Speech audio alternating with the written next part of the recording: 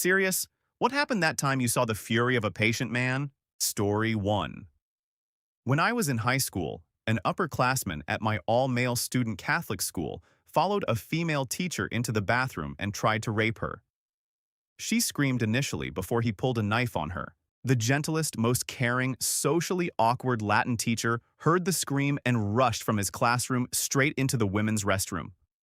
He clocked this kid across the face and dragged him out by his collar into the hall. Then he checked on traumatized female teacher. Later, he just went back to class and continued teaching as though nothing happened.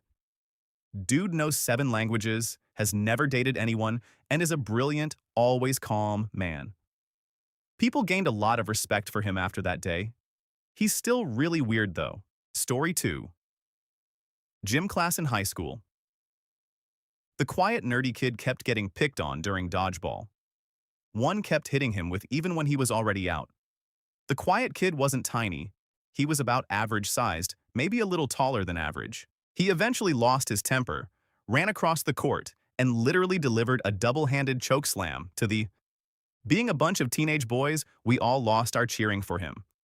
He got suspended for 3 days, but it was reduced to 1 day in school after a bunch of us went to principal and explained the circumstances. Story 3.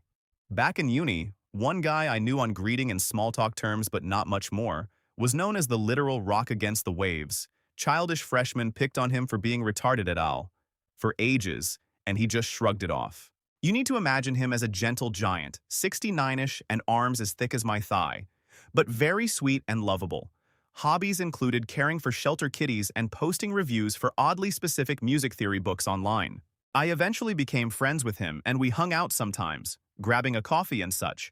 And one day we were avidly discussing something when 3 of the childish freshmen came by and pestered him. He informed them twice that we were currently talking and they should not disturb us. Please and thank you. With foreseeable success, so he just shrugged and tried to continue our talk over their pestering. Frustrated that they did not succeed, one of them resorted to the last straw of a childish bully and called his mother a. Fun fact, his mother died when he was 14 and he never fully came to terms with it. He took a deep breath, stood up, and grabbed the offender by his head, swinging him like a club at the others and kicking them into next Tuesday when they all were on the ground, before I and 2 others finally could pull him off, and he instantly calmed down. TLDR, gentle giant from uni snapped and literally beat it with another. Story 4. My dad, about a decade ago while I was in high school. We lived on a hill, and if you go down the hill, it leads into the main part of town where all the shops and stuff are, and if you go up over the other side, it's where a lot of the bars and clubs are.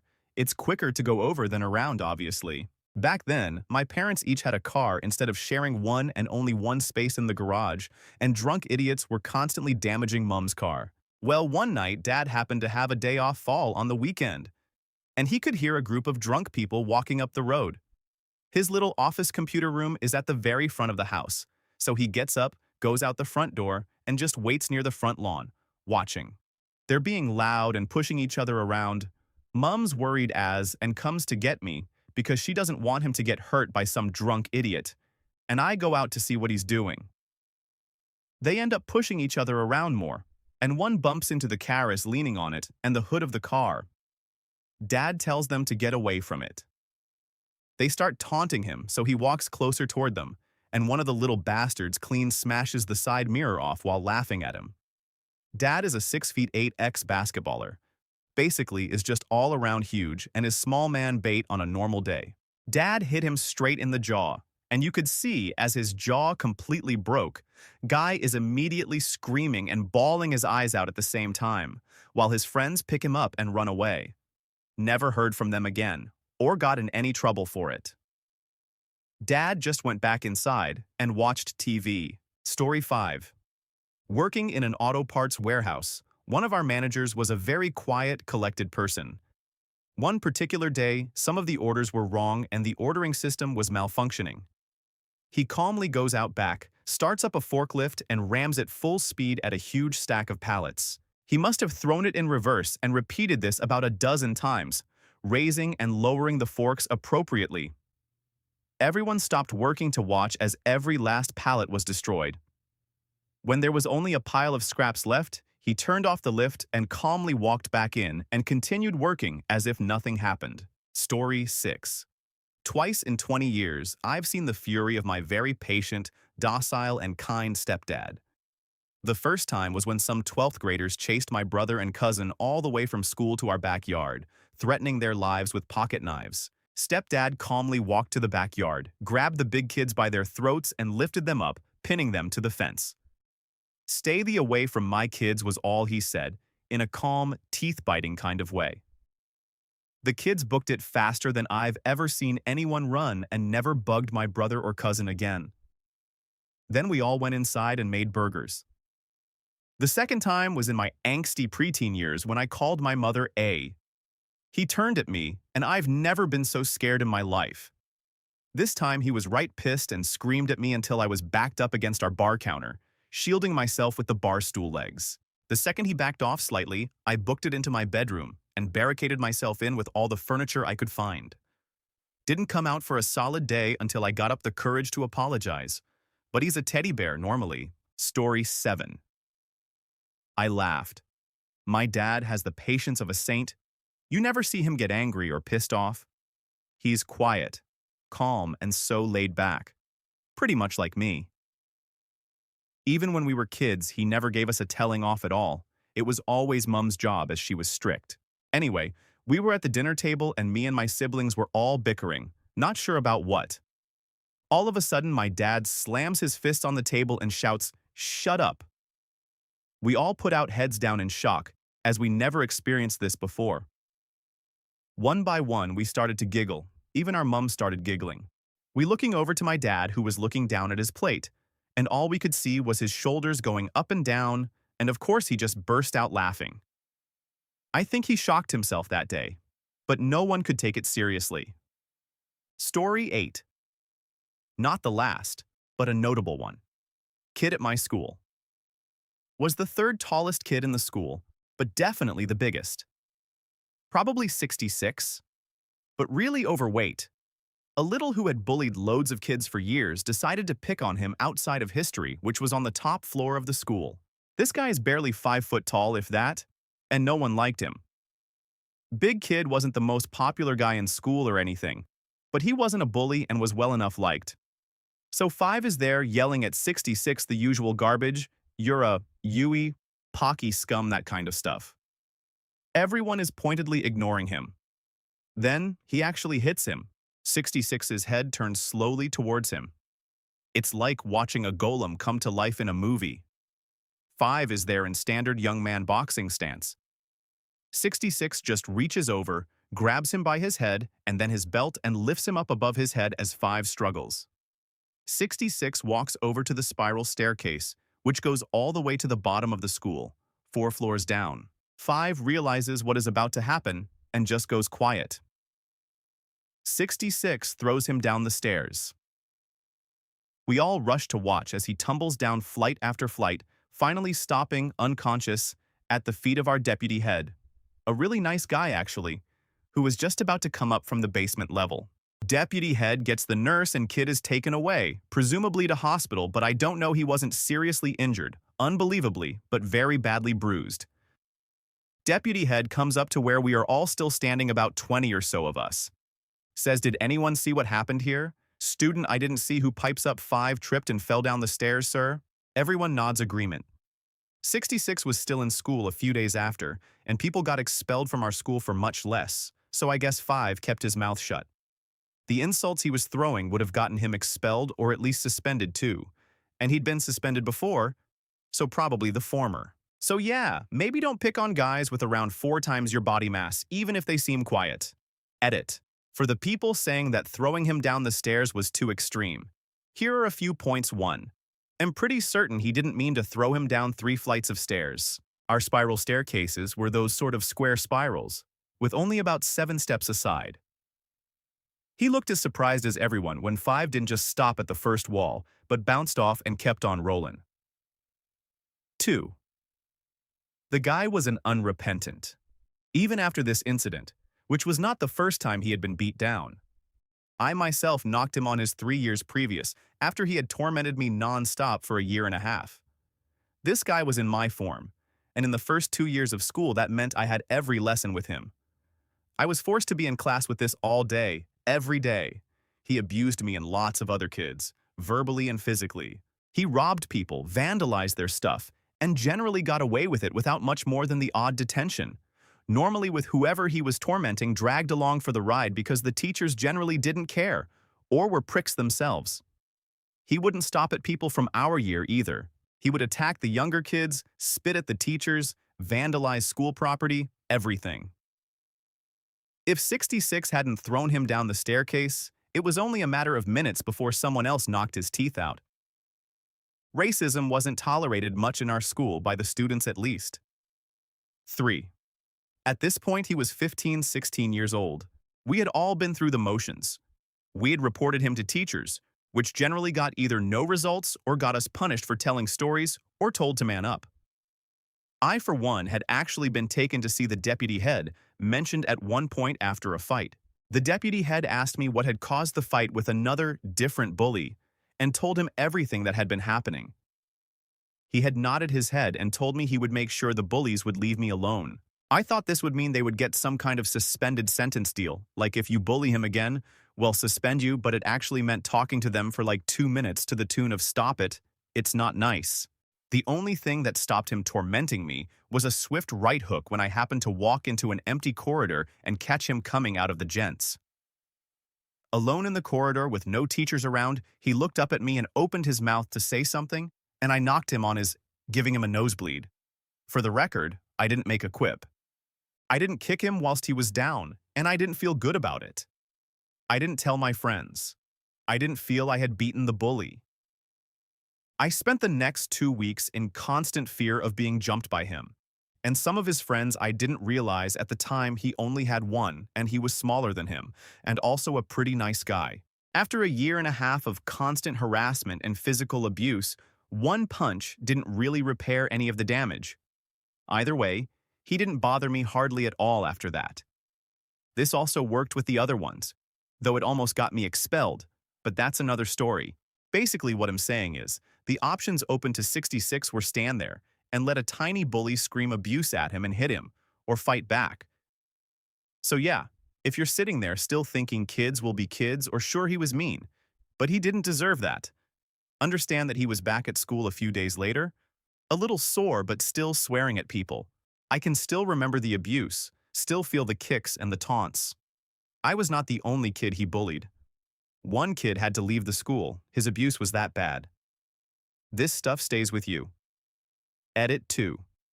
Just a quick one for the people saying 66 could have gone to jail for the rest of his life. 2 things wrong with that statement. 1, no one except a load of people who hated Five's guts and felt ambivalent towards 66 were present, and pretty much everyone up there would have been a suspect, myself included. 2. We just saw this guy pick a guy up by his head and throw him down 3 flights of stairs. Story 9, I once was playing soccer on a local school area. After 8 p.m., the gates are closing, so we just agreed that we were going to leave after 8 p.m. because was a honest kid, age 11. When it was like 7:59, a friend of mine kicked the ball on the roof, not on purpose of the school. Note, this was my brand new ball, so I really wanted it back. So I climbed on the roof of the school, but this was kinda hard, so it took longer than the 1 minute I had before the gates were closing. I finally got my ball, but by this time it already was 815. That's when I spotted my local police officer, I don't know the English word, a police office that only has a specific block. I know this guy because you know he's the policeman from my block. He started shouting my name that I need to get off that roof now because I was trespassing. So I panicked because a policeman was shouting at me. I climbed down the roof, and the policeman told me that I was trespassing and that is against the law. I told him I just wanted my new ball and that I planned to get out of the gates 8 p.m. But this guy was old and grumpy, so he asked for an ID card. Being 11 and in Holland, the minimal age for an ID card is 12-14. I didn't have an ID card. So this MF took me to the local jail. So at this point, me and 3 friends are sitting in a 2x2 jail cell. It had 144 bricks, 62 glass bricks, a metal door, and a bed, no sheets. I'll never forget those numbers. So another agent started asking questions about a series of burglaries, and we just stood there with a WTF, we are 11 years old mate face. So the policeman said, "Well, if you're not going to talk, I guess we need to call your parents." The four of us were like, "Finally! We asked for this the first time you took us here." Well, we're crying. I won't lie. So I guess 20 minutes later, I hear some noise in the distance. An older guy yelling to an officer. Who could this be?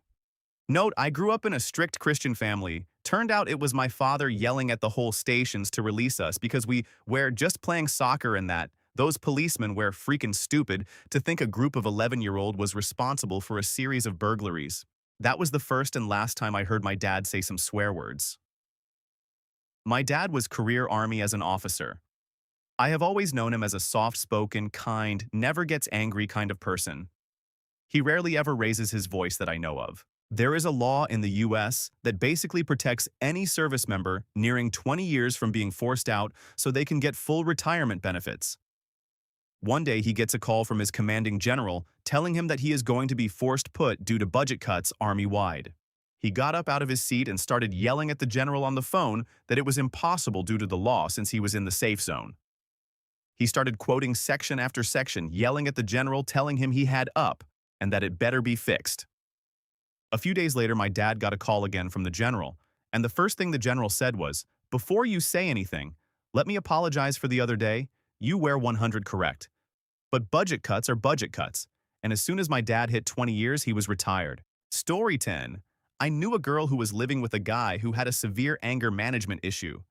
He had kept it under control for the few years they had lived together, but one day he snapped over some minor issue, hit her repeatedly, banged her face in the concrete, and tried to choke her until a passery stopped him. So, obviously, the relationship was over, and she was going to fetch her stuff from the apartment. She, likewise, obviously didn't want to go alone, so me, two other friends and her brother, who I also knew, tagged along to keep things in check and to help carry stuff.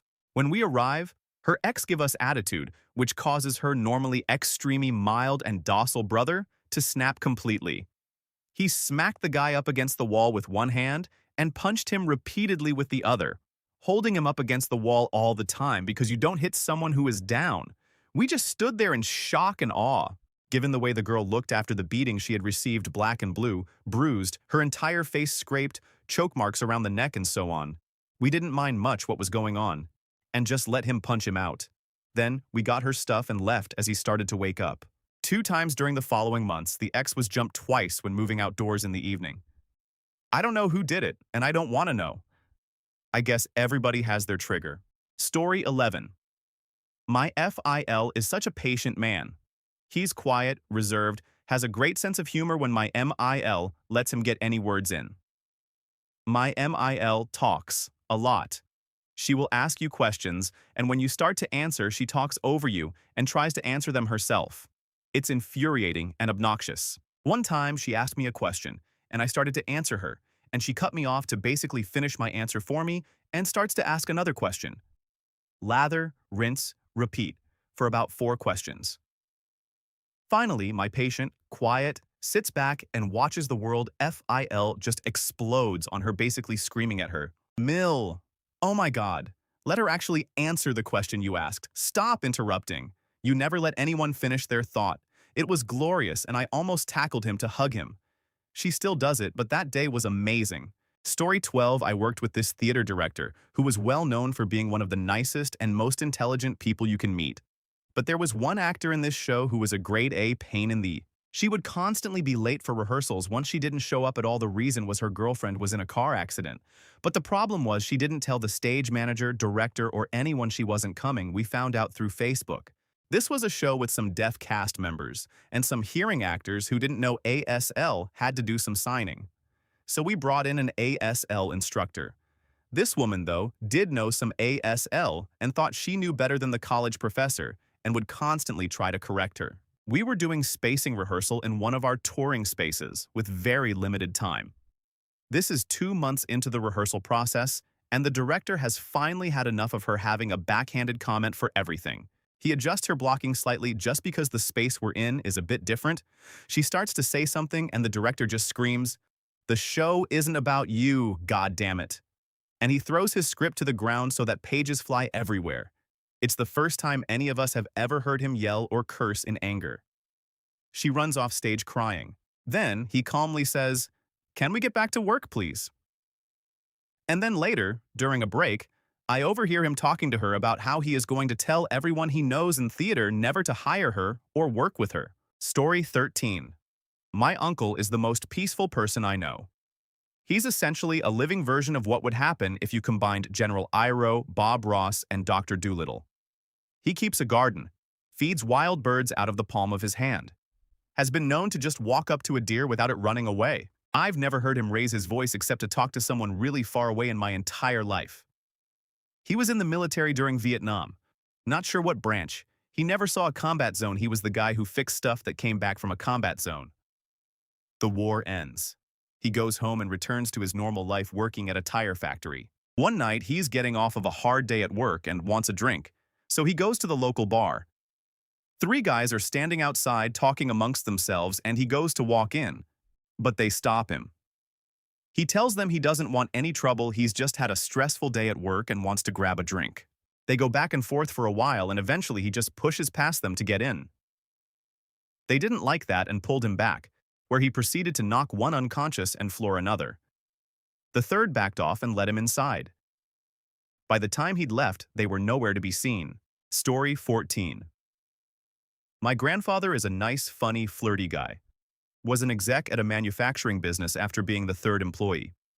Everyone gets along with him, and he was fairly well off in my small town. One day, my cousin and I are helping him with some work, and we go to the store. There is a lot of poverty in my hometown, and one of the poorer families was at the store. My cousin makes some comment he was kind of at this point about them being poor, and what were they doing at the store because they couldn't buy anything or something along those lines. My nice grandfather grabs him and slams him against a wall and says, "Nothing in your life makes you better than them. Right now, I'd rather have them by me than you." He then makes my cousin go apologize, and my grandfather announces my cousin will pay for whatever they were getting. He makes my cousin work off the expenses for him to prove a lesson, and now that cousin is a stand-up social worker specializing in poverty, abuse, and rehabilitation. Only time I have ever seen my grandfather be aggressive. Story 15. My grandfather was a man who rarely talked and never rushed. He once had a completely silent argument with my SO. They slammed the back door at each other until they broke the window in it. That said, he was a steel worker who worked for a moving company on the weekends. He was short, but built like a brick house. When I was very young, I don't remember what led up to it, but I remember my father making my grandmother cry. Then I remember my grandfather charging in like a bull, grabbing my father and pitching him across the house. My dad made the good decision and bolted as soon as he got up. That was the one and only time I saw my grandpop lose his temper. Story 16. My dad has always been kind and fairly quiet. Not shy by any means, but certainly more of an introvert. At the time this happened, he was 6 feet tall and maybe 190 pounds. I should preface this by saying I grew up in a small town. Everyone went hunting or shooting, and gun safety was something kids were taught from a young age. We lived at the end of a T intersection, such that our house faced down the stem of the T. At the bottom of that stem lived a dog.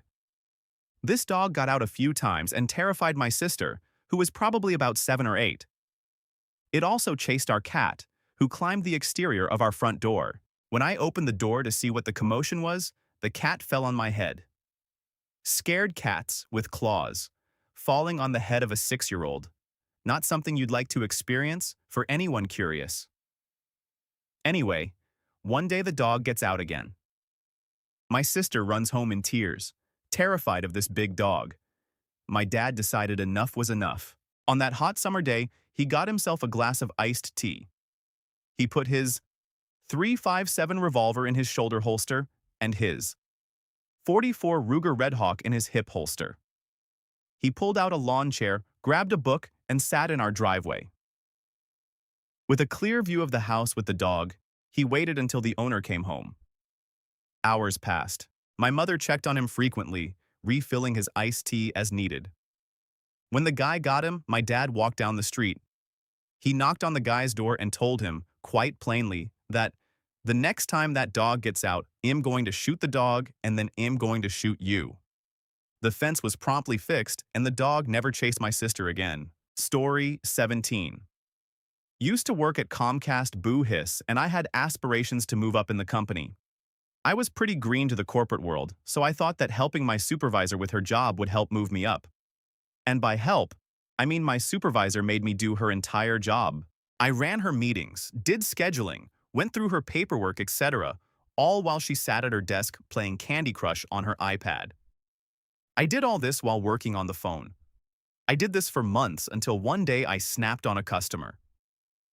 Now I take full responsibility for what I did, but that wasn't good enough for her. Nope. She had to sit me down and humiliate me in front on the upper management.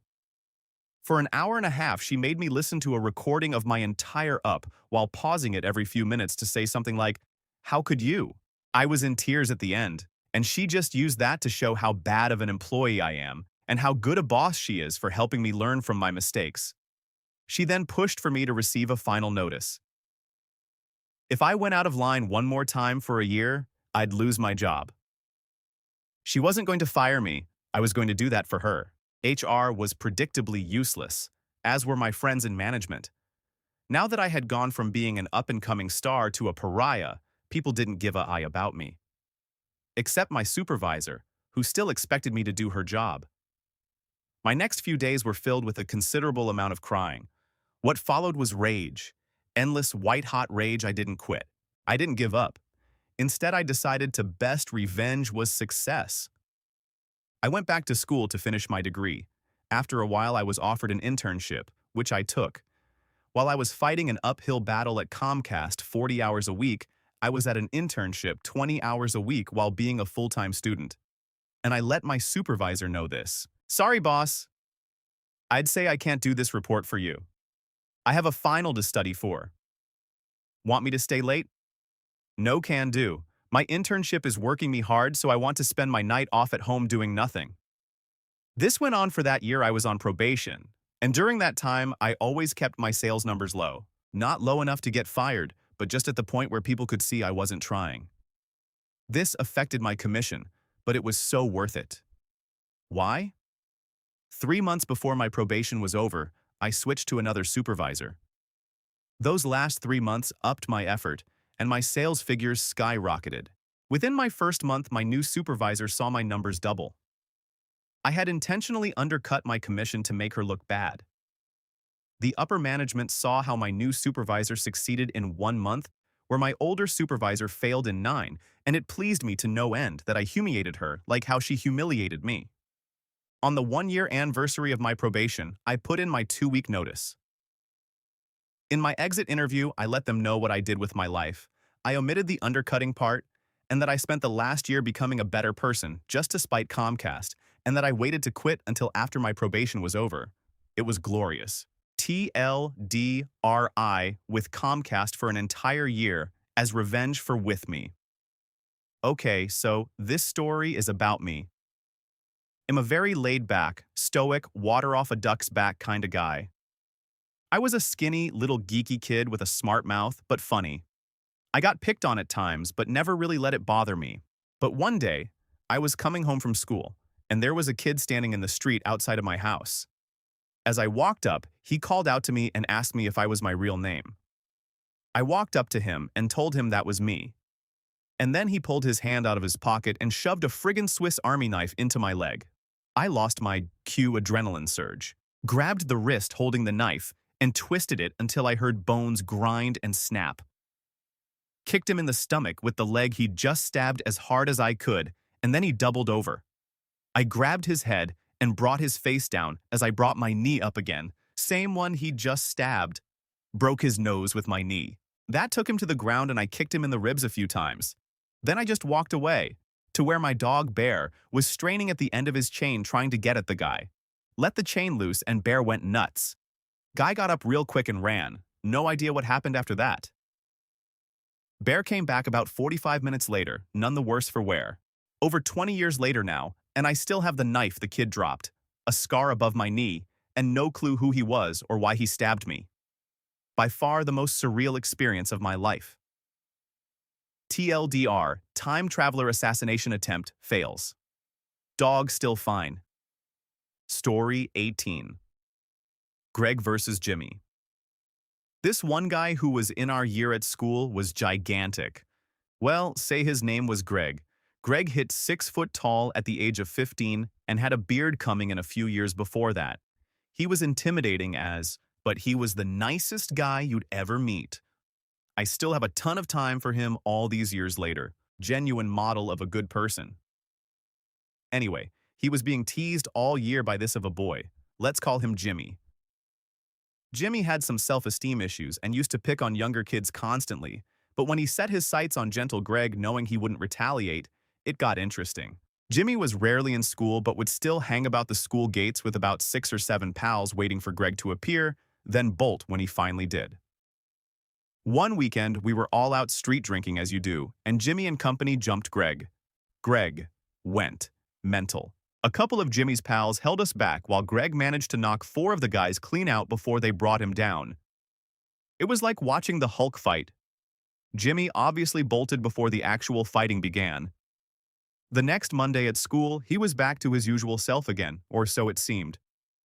I didn't witness the next part myself, but I wish I did. Greg hit Jimmy with an uppercut so forceful that he was launched across a school desk and was advised to leave education. Justice. When I was in elementary school, I was being bullied at recess, and the teacher monitor wasn't doing anything about it. My dad didn't work a traditional office job. He made his own schedule, which let him have a lot of flexibility.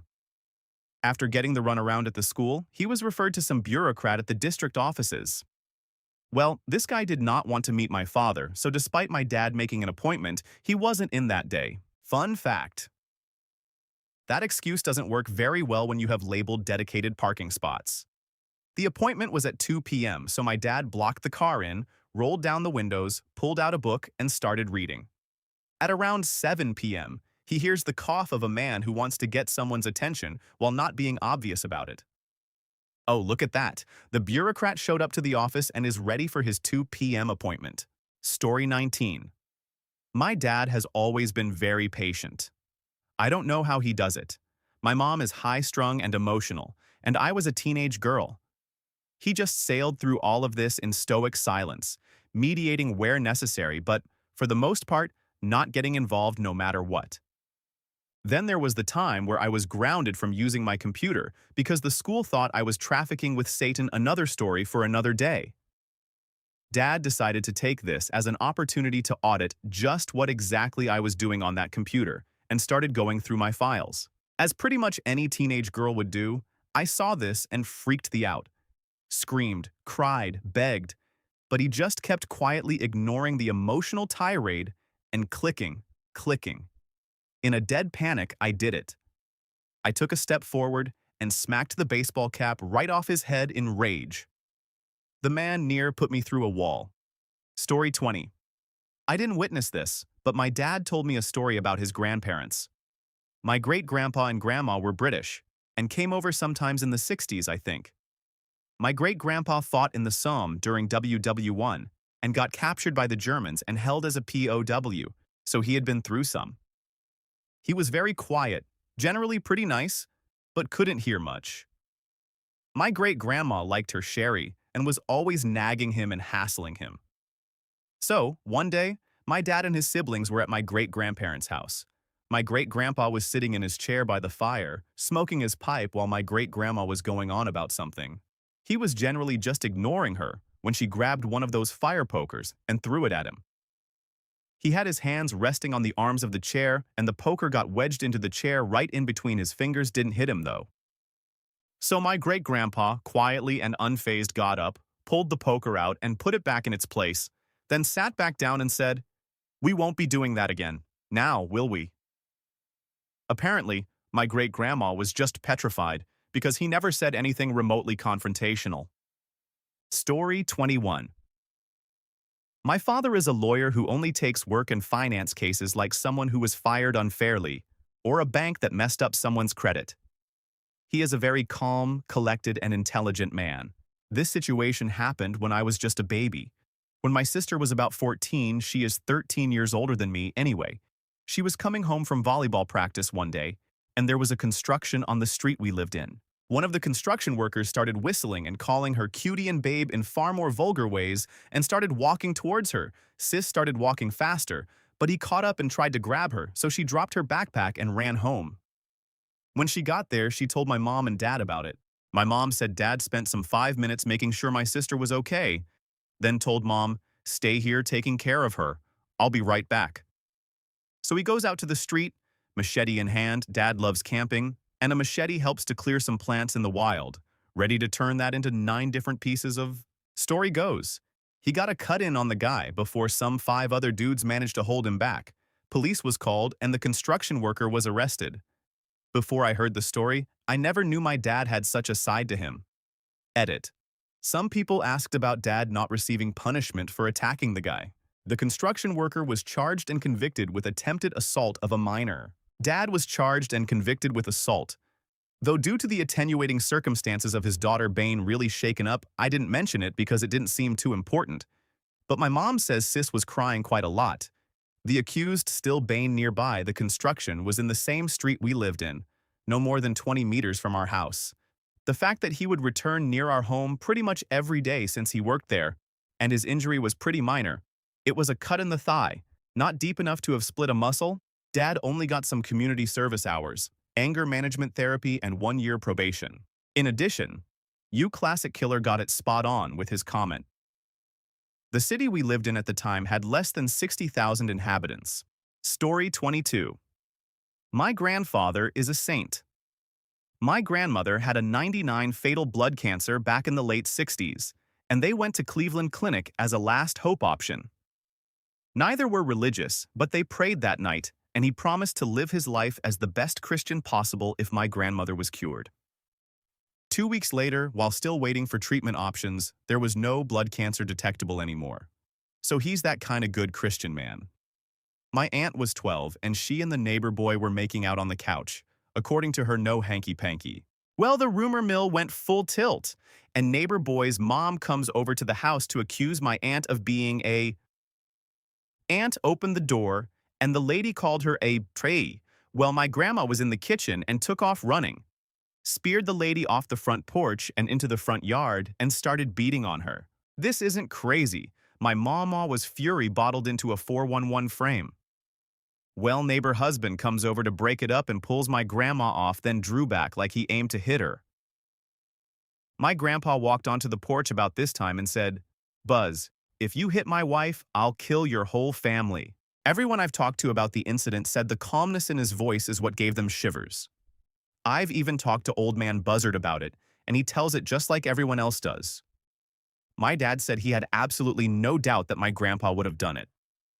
He's never said anything and not done it. Story 23. At my friend's house for dinner. You ever have that friend that you rarely see the dad? He always is working, or even if he's home, you just never see him? That was Patrick's dad. I don't even think I heard his voice more than a few times in the 5 years or so I knew him. Well, I was 12 or so, and we're at the dinner table. Patrick's little sister is across from him. I'm next to Patrick. His mom and dad are on the ends of the table. Patrick starts kicking his sister in a way that he hopes no one notices. He was wrong. His dad lets it go on for about 5, maybe 7 minutes. Out of nowhere, his dad gives him this huge open face slap across the face that sends him out of his chair, on the floor. No warning or nothing. Just a huge Andre the Giant-like slap. Split his lip, he had braces. It was easy to do. Patrick is bawling. The dad, in a quiet voice, "Go to your room." Then locks eyes with me and goes back to eating. So then it became one of the most awkward moments ever. I still have no idea how I was supposed to react. Mom and dad said nothing. Sister said nothing. Like it was completely normal to assault a 12-year-old kid at the dinner table. I just sat there wondering, do I go to my friend's room? Do I eat? Do I just sit? Do I go home? I kind of pushed my fish sticks around and ate really slowly, and waited till the mom, who was cool, said I was excused and went to my friend's room. I was terrified of his dad after that and felt bad for my friend. Story 24. My brother-in-law is a really soft-spoken guy that really kind of keeps to himself. That said, he's also huge and built like Bam Bam Bigelow for all you 80s wrestling fans out there. In addition, he's covered in tattoos, head, neck, everything. So you can imagine he's a pretty intimidating guy, which is why his soft voice and very chill demeanor can be really surprising. We're in a movie theater enjoying a flick when the kids behind us start acting up and throwing popcorn, talking, and generally making a ruckus. My BIL stands up, turns around and asks them to quiet down since they're disturbing everyone else. They behave for 15 minutes or so, but then slowly start acting up again. He stands up without a word, grabs the lead instigator by the throat, lifts him out of his chair one-handed, pulls him in close and growls shut the up, and sits him back down gently. The rest of the movie was very peaceful. Story 25. My father, who had a legendary temper and never lost it in front of me, was sued for malpractice by this insane patient and the epitome of ambulance-chasing lawyer. We were in the car, and we saw the lawyer and my father said, very evenly, although boiling with rage, "If you weren't in this car, I'd crash it right into that piece of." Even today, 40 years later, I believe he would have done it. That was scary. Story 26. I used to be a jailer for a sheriff's department. I was usually responsible for supervising at most 136 inmates by myself every day. This was divided between 3 sections. 2 of the main sections both held 60 inmates in each, and a smaller maximum security section held 16 inmates. I'm a pretty laid-back guy, but this job also required that you be pretty firm or you'll get run all over by the inmates. During the day after head counts, they would all mingle around in the day room, either watching TV, playing cards, working out, or whatever else bored inmates did. The TV was controlled from my office or broom closet. This usually was my best tool in getting these guys to do whatever. Bunks not made by deadline time, then there's no TV. One day, I was being kept busy by some other task and the inmates were kind of being loud and yelling. I finally get to where I can get the TV to whatever Jerry Springer show will occupy their minds until the next head count. I opened the cell block door and also yelled at them to keep the noise down. I wasn't interested in having my supervisor hear all the racket and then have him stick his nose in all my business and then have me doing other stupid tasks. Not 10 minutes have passed, and these guys are right back where they started. Stop whatever other task I was doing, and again, warned these guys to keep down, or the TV was going on PBS and ID locked down the cell block for the rest of the day. Barney the dinosaur was my most effective control technique. You don't want to be the one that is responsible for all the other guys having to endure hours of PBS Kids programs because you just had to be a smartass or buck the system about whatever. I was getting frustrated with them. Frustrated with whatever else I was doing. So when they were screaming and yelling within a short time, and suddenly my radio crackled to life with the voice of my supervisor asking if I was having problems in my section. The proverbial straw broke the camel's back. Great, now I have Sergeant. Stupid coming in the next few minutes, I went to the door, and as the door was half window, I could determine that no riot or altercation was in progress, just 60 guys acting like. Stuck the key in the door and flung the cell block door open like never before, and go through the door and boomed a voice that would make drill sergeants tremble in their boots. Everybody get in your cells right now. At this point, key 60 puzzled men freezing in the middle of their actions and having a look of confusion, but also realizing that I'm not joking. Whatever else I yelled, I don't remember. I was pissed, and there was nothing they could do to assuage my anger. A few inmates had realized the fury and had made a break for their cells. I started walking down the wall and reached the first cell door and slammed it shut. Rather the correct inmates were in there, I didn't care. Going to the next door, same thing. It's at this moment the remaining inmates know I'm dead serious, and 50 or so men suddenly go from frozen to full-on sprint to any available open cell. I finished slamming all remaining doors that hadn't shut themselves, all while yelling obscenities and my observations in life about following simple directions. The other cell blocks have heard this commotion and have wisely decided to impose a voluntary lockdown of their own, lest they also anger me. Exiting the original cell block, I can see through the other doors that the other cell blocks are ghost towns, and all is quiet all along the western front. Next sound to be heard is the stairway door opening and Sergeant Stupid emerging with a look of worry on his face, as he could probably also hear commotion, but wasn't exactly sure what was happening.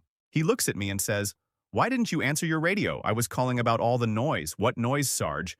It's all pretty quiet down here. Haven't heard a thing." My radio volume must have been turned down. He looks around and confirms the cessation of auditory anomalies and just finally decided to go to the other floors in search of the source of the noise. Later, I let the cell block helpers out so they can clean and do the other chores, and one of them was a Hispanic guy who said, "Officer Hippo, we know like you angry. When you get angry, we see Diablo, TLDR, told guys to be quiet, turned into the devil." Story 27. Worked at a retail store. My manager was a very kind and soft-spoken man, about 55 and not scrawny but not built. I never saw him lose his temper, except once. A guy in another department was stocking shelves, Bill, and he is in a wheelchair. A huge gnarly-looking guy comes up and starts arguing with Bill about whether or not they have this or that, and the guy loses his temper. Tries to pull Bill out of his chair to beat him up. I was further down the aisle, but I started towards them because no, you don't mess with Bill. Out of absolutely nowhere comes my manager. I mean, he flew out of thin air and tackled this huge jagoff to the ground, and after some fisticuffs, they gave up and my manager literally sat on his head until the police arrived some 15 or so minutes later.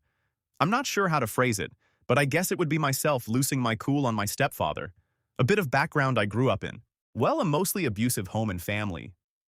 The only family members I love are my mother, my grandmother, and one cousin. And I can tolerate being around a couple others. But everyone else I refuse to be around. I call him my stepfather, but that's mostly just out of habit. He was my mom's long running on-again, off-again boyfriend from when I was 6 until about 20 to 21. Either way, he and my older sister were extremely abusive. On my sister's part, she is bipolar and at one point was diagnosed mildly schizophrenic. I don't know what the situation with her mental health is. I've since cut off as much contact as I can with her, see her at small family gatherings, and don't speak with her other than saying hello and inconsequential small talk, and was extremely violent at the time, lashing out at anyone over just about anything that could set her off. Stepdad was emotionally abusive to me and mom, and physically with me. His only saving grace is that he never raised a hand toward my mother. In the times that he and my mother were together, the house was run under his rules. No watching, reading, listening, any form of consumption of anything he didn't approve of. Because of them, I learned to stay quiet and go unnoticed, because any attention from either of them would far more often than not end with me in pain, covered in welts or bruises and crying in my room. Now, what are the things he approved of? Imagine for yourself the stereotype of the American redneck. That was him through and through. Now, for the fury bit. It was when I was 17, and Mom had fallen for his "I've changed, he'll never do those things again. I swear, he'll do right by you" spiel again, and gotten back together with him after about a year and a half separated. In that time apart, I had puberty hit me like a freight train. Went from being a 4'10" short fat kid to nearly the 64 man I am now. I'd discovered some TV shows I liked and was starting to explore more music and was leaning towards metal music for the first time. For the first 6 or so months, it seemed like he had taken his empty promises to heart and was trying to change. But as an abuser does, he slowly started to creep back into his old ways. TV access became limited because I pay the bills, I get to choose what we watch. Then CDs started disappearing and country music was being played more and more. One day, a friend of mine gave me a CD they had copied for me. Dimmu Borgir's In Sorte Diaboli album. It was the first time I'd ever heard anything that dark, or ever even heard vocals like that, and I was hooked. I knew that I had to hide it though, since if Stepdad found it, it would go missing like everything else. One day after school, I thought that I'd be able to listen to it since he wasn't supposed to be home for a few more hours. So I brought it out to the living room, where the only radio with a CD player was, and started listening to it with headphones and didn't hear him coming home early. I had the volume up a fair bit, and the shitty headphones I was using bled out sound like crazy. So he heard the screams and growls, and next thing I know, I'm shoved back into the wall. He's ripped the headphones off in a way that completely destroyed them, and is trying to scream in my face about bringing that devil's music into his house. You'll notice that I've said he's trying to scream in my face. You see, Stepdad is short, stood at 55 in his work boots with the extra thick soles. So he's there, screaming at me, trying to be chest to chest and pushing me back into the living room wall. I've got adrenaline coursing through my system from the scare, and then something clicked in my head. It finally came to me. I'm bigger than him now.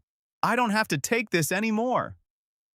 I grabbed him by the lapels of his dingy work shirt, headbutt his nose to stun him, turn and grab the back of his head to throw him face first into the wall he had me pinned against hard enough to break his nose, a tooth, and bust a hole in the wall. I screamed at him then. I don't remember what I said, but it got the point across of don't ever touch me like that again. After that, he disappeared for a few days. I explained what happened and why there was now a big hole in the wall to my mother and convinced her to not call the cops. She thought the damage to the wall was caused by him pinning me and was going to call to have him arrested. He came back, nose crooked and badly set from not having it looked at by a doctor, eyes, cheeks, and forehead bruised, and a new set of headphones to replace the ones he'd broken. He never raised a hand towards me again, though my mom thankfully came to her senses and dropped him for good a few years later. TLDRI put my abusive stepfather's head through a wall for with my music. Story 28. So, one of my mates at school is always gentle and kind and never really reacts when happens to him. He's a pretty muscly dude, so whenever we pass him during school, he usually gets his arms grabbed by one of the boys. Well, one day at lunch, someone grabbed his arm and then shoved a chip into his mouth. You wouldn't want to be the guy that did that, because my mate grabbed a handful of chips in one hand, the guy by his shirt in the other, and then proceeded to drag the guy along one of the benches whilst punching him in the mouth with a handful of chips. Suffice to say, we learned that day not to take too far with my mate. Story 29. In study hall in HS, I was sitting at a table with some friends. One, if my friend sitting with us, was from another group of friends and didn't really know the other guys sitting with us very well. He's a very nice and shy kid, but enormous, like 64, 300 pounds enormous. Anyway, one of my other friends, tiny kid, maybe 130 pounds, tops, is messing with him and teasing him a bit. But the big guy is ignoring him and just doing his homework. But eventually the right button was pushed, I don't remember how, and without warning the smaller annoying kid is flying through the air into the wall. Pretty funny. Story 30. I like to think I'm a really patient person. I'm a super-duper people pleaser, will take a lot of flack from people to preserve the peace. My sister and I growing up were polar opposites. The smallest thing would set her off, which caused a lot of strife in our family, still does. After years of her blind rages, which usually ended up with me grievously injured, I moved out, got married, and eventually had a kid. Now, my husband is in the military and deployed to Afghanistan when my kid was a year and a half. To make things easier on me, I moved back in with my parents and sister while he was gone. It didn't take long for my sister to slip back in her brutal, manic ways, but she wisely left my kid alone. Until she didn't. Him driving home from the store, kid in the back, sister up front with me. She's in one of her special moods. Something I did may have set her off. Who knows? It culminates in her screaming, "What a mom I am. What a horrible person my spouse is. We are awful, and our kid is going to be taken away by CPS."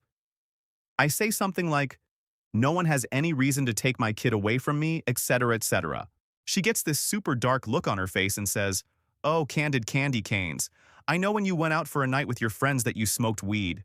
I'm going to call the cops and tell them you're an unfit mom." Well, no, you're not. We pulled into my parents' driveway. She ran into the house. I got my kid out of his seat, handed him to my mom, and told her to leave. She did. My sister comes out swinging, took her down with 2 hits, went into the garage, grabbed a bat, stood over her and told her if she ever threatened me, my kid, or my spouse again, that I wouldn't give her the opportunity to get back up. She apologized, we've moved on. TLDR, do not threaten a mama bear's cub, ever. Story 31. Story from my dad.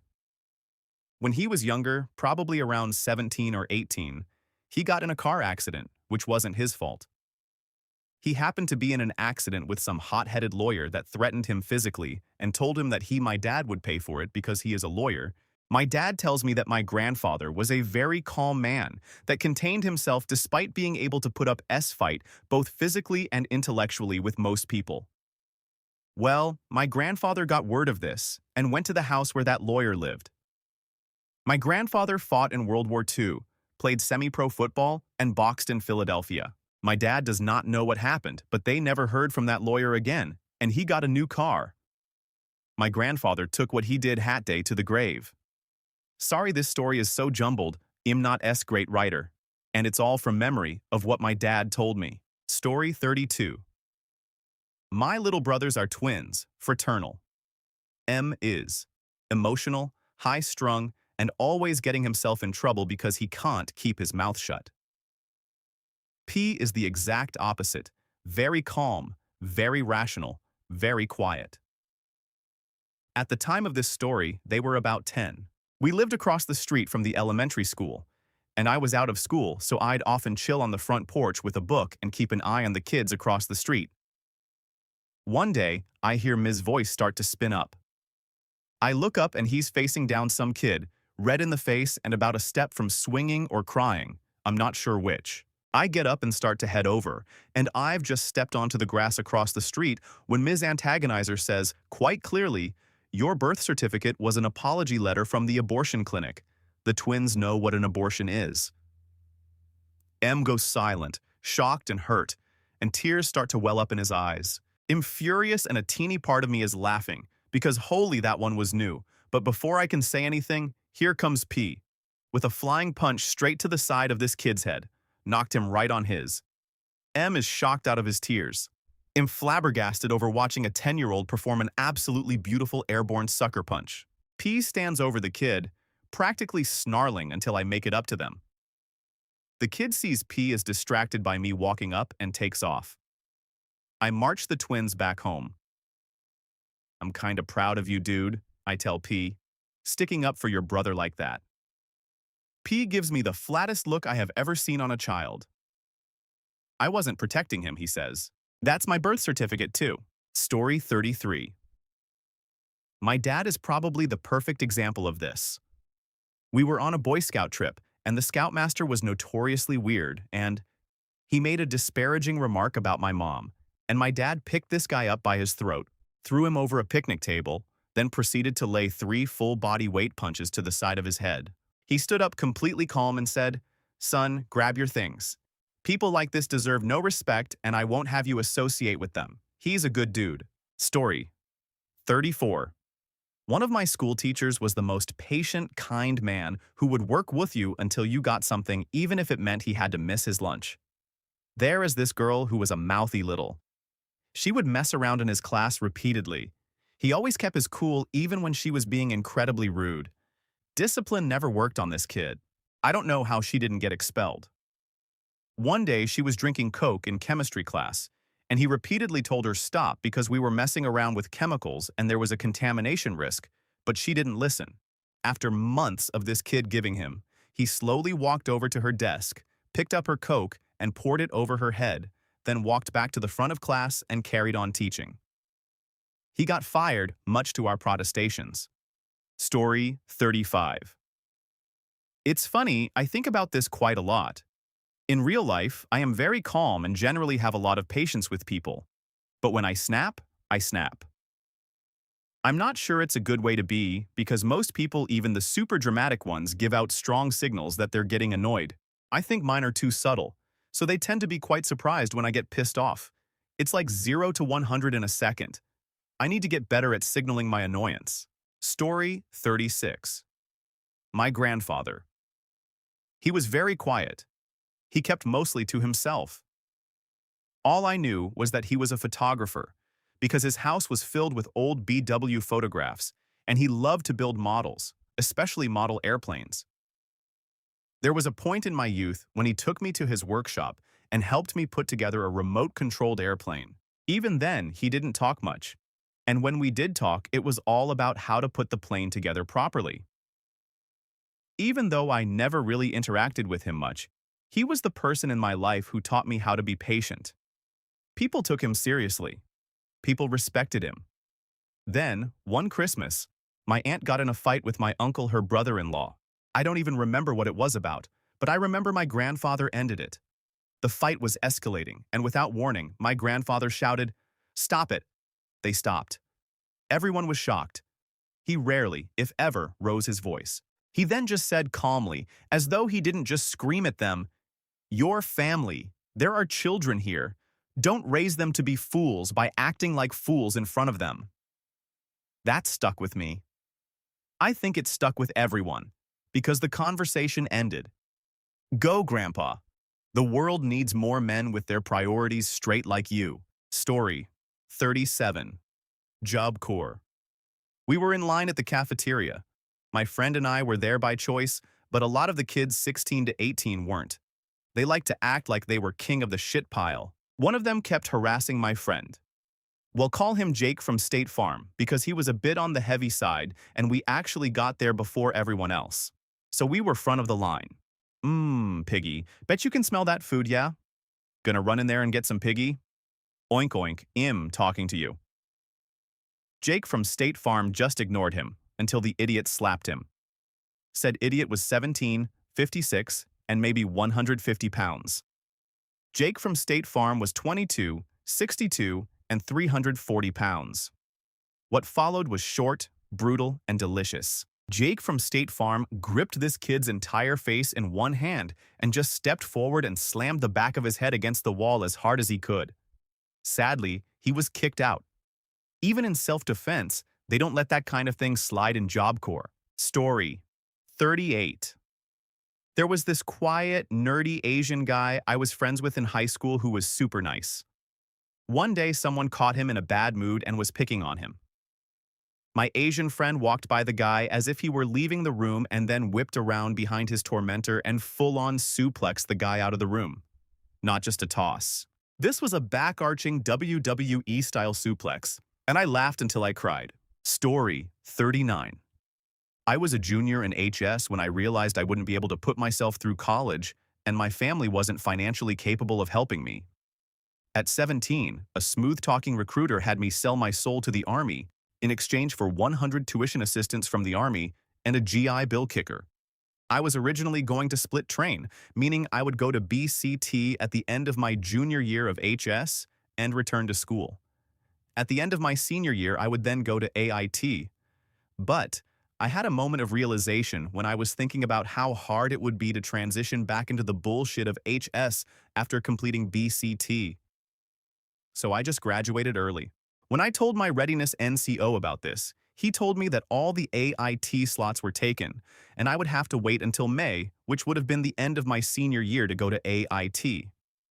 When I finally finished AIT, I got back too late to start the fall semester of college and ended up being that weird kid that joined halfway through the school year. I was also that guy in the dorms that got up at 4:30 to get to the gym at 5 when it opened, and get to breakfast at 7 when it opened, went straight to class, came straight home, and immediately did all my homework before going to be at 7:30 or 8. Needless to say, I wasn't very social.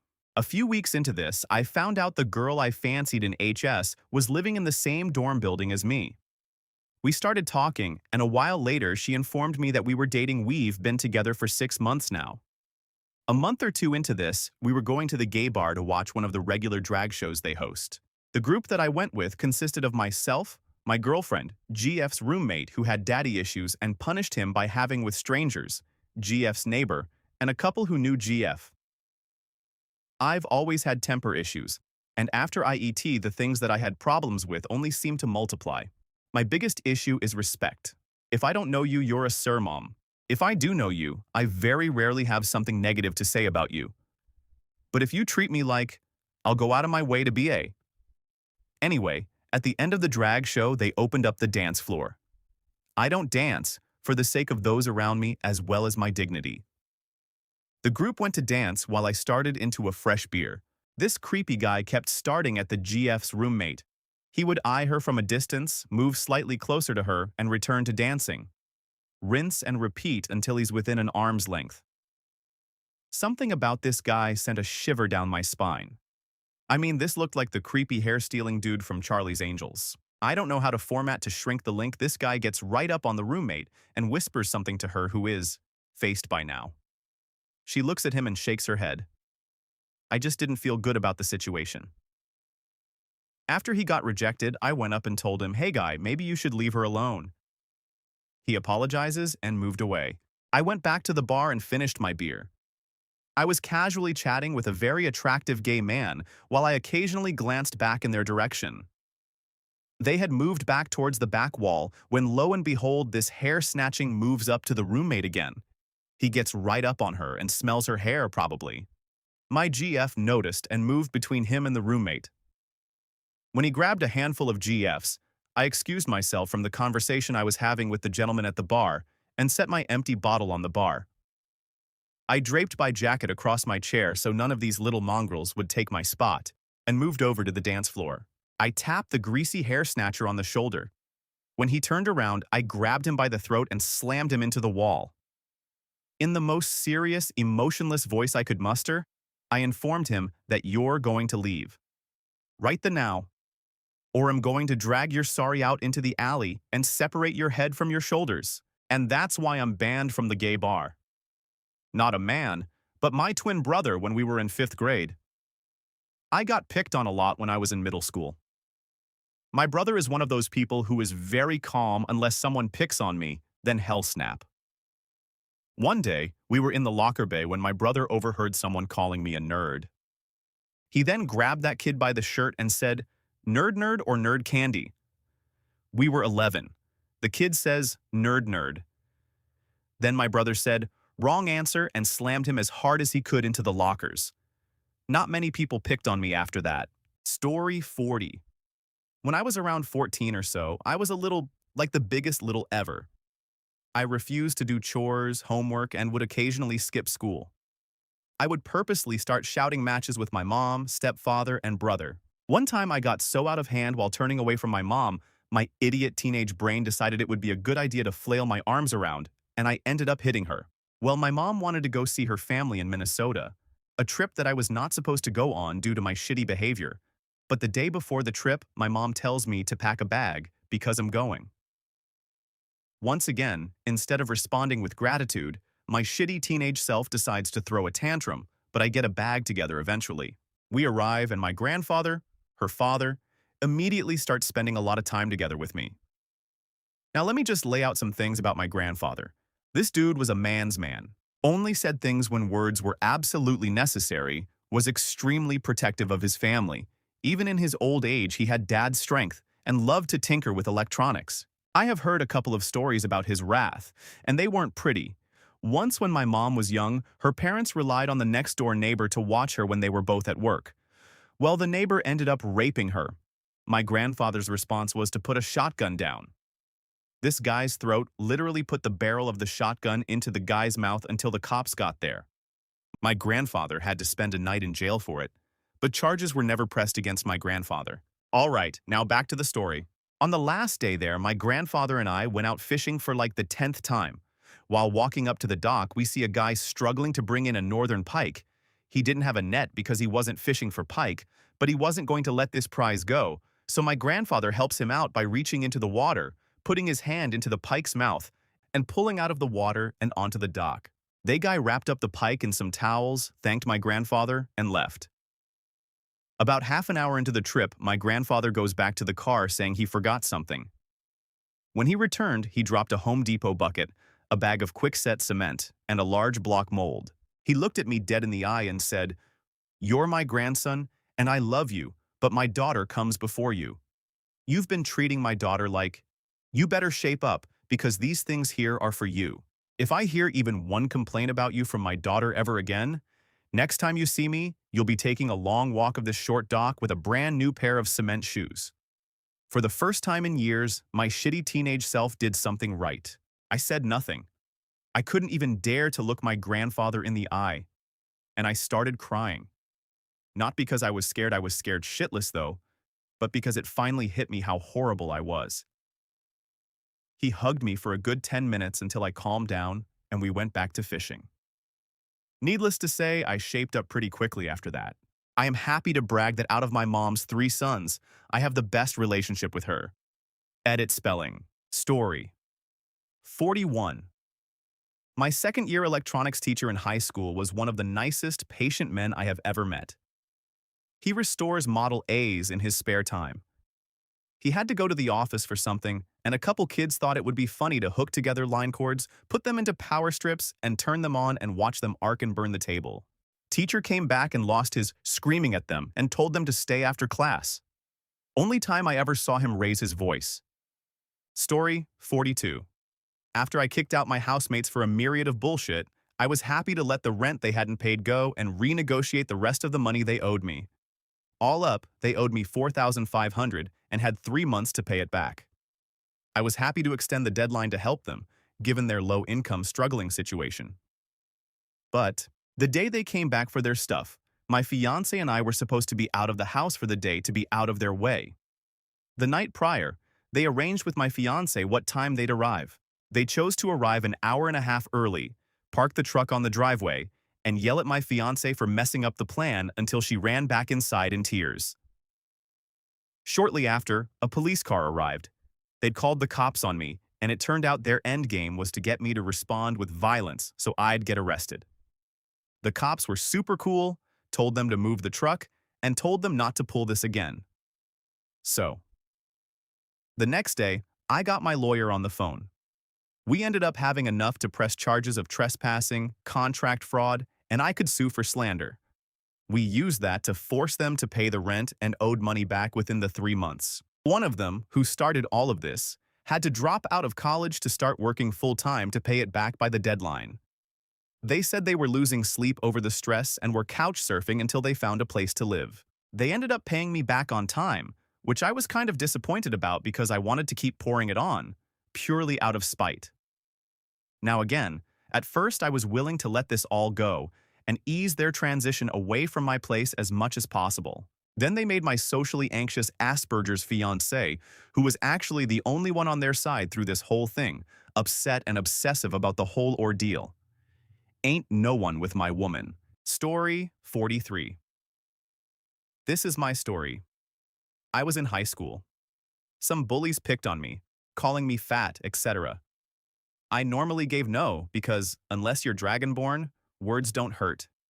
I dealt with it for a month, until one of them spit on my coffee cake and slapped me. You do not with me or my beloved coffee cake.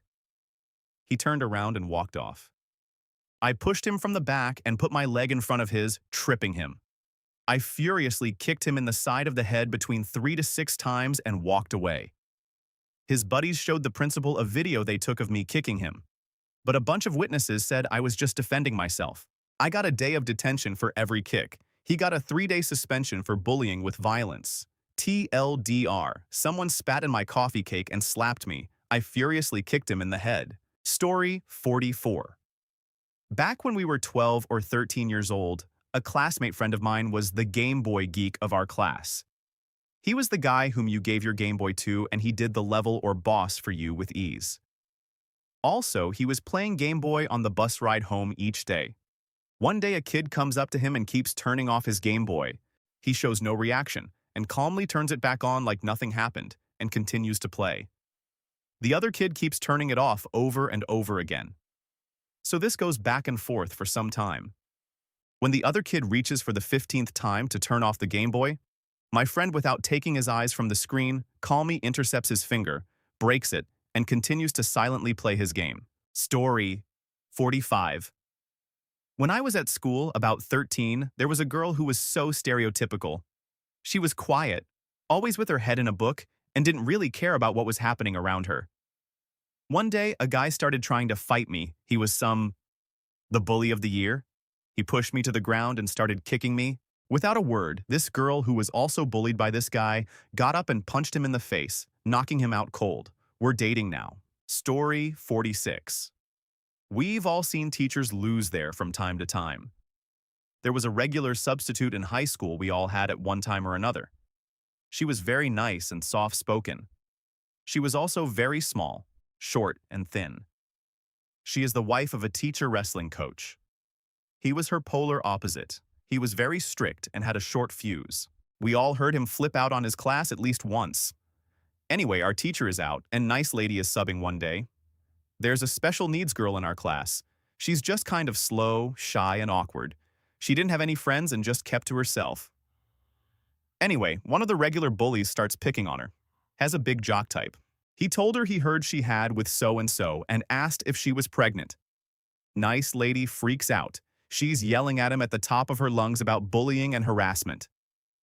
It was so bad another teacher came in and checked on us. Nice lady just said, "No, I'll handle this." She walked up to his desk and screamed at him, "Get up, get your things." She grabbed his arm and took him to the office. He was crying. They had just started this zero tolerance thing, so he got suspended. She left the room as the Hulk and came back as the nice lady. She spoke quiet and softly to the bullied girl for a minute or so, and that was the end of it. The rest of us are just sitting there like, OMGWTF just happened? Story 47. I may be late, but here goes. So, people know me as a really chill and calm guys. I've been called a no-life horseshit, and I just shrug it off. But like most people, I have a breaking point. And I myself honestly don't want to hit that breaking point. Unfortunately, one guys want to see it. 1. This dude been pestering me for close to 2 years, calling me names that would reduce other people to tears or madness. But I hold on. Then he proceeded to call my sister A. She passed away just a week ago. I felt the adrenaline rush and complete hate for this dude. I grab a pen in front of me and proceed to jab the person in the eyes, blinding him permanently, then push it up his nose. And that's how I end up in jail.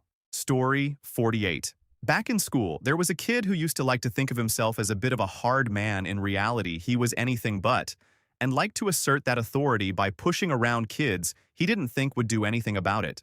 There wasn't always a pattern to it, like, he didn't always go for the nerdy kids, literally just anybody that seemed like they'd let him get away with it. So one day, he's physically pushing this guy around a bit. A pretty regular nice guy. No reason for him being singled out except that he was fairly quiet, jeering at him, making fun of him, and grinning like it was the funniest thing in the world. That is, right up until the moment the kid spun around and planted a perfect punch right on his nose, splatting it nicely across his face. Downed the would-be bully in one hit, turned back round and carried on like nothing had happened. Nobody tried to pick on that kid again, and the loudmouth bully quietened down a lot after that. Story 49. True story, although not serious per se. Hope that's okay. Linear algebra at my upscale private college was taught by a 70-year-old man who was the nicest, kindest, most patient person imaginable. He was still teaching because he wanted to, and he liked what he was doing. Nothing fazed this guy. In the back of the class was Prince Imran, a literal Middle Eastern prince who was there on the daddy plan. For whatever reason, Prince Imran was constantly asking questions in class, and they were just stupid questions. The kind of questions that destroyed my belief that there are no stupid questions in the first week. Our professor would just smile and graciously work through the answer. Finally, one fine day, our professor finished up a proof with, and so we can see that n is divisible by 2, so it must be even. Without missing a beat, Prince Imran immediately sticks up his hand and blurts out, "But 6 is divisible by 3, so is it not also odd?" Our professor just lost it. Started screaming at the guy. "Every time you open your mouth," etc., etc. After a minute or two of purple apoplexy, he finally recognized the humor of the situation and started to laugh. The rest of the class was literally laughing so hard at this point that they could barely breathe. Never saw Prince Imran after that class. Think he may have decided mathematics wasn't for him. Professor finally retired a couple of years ago at age 90. I've kept in touch a bit. Never saw him get worked up before or since. And that is the story of Prince Imran's theorem. Any number divisible by 3 is odd. Works half the time. Story 50.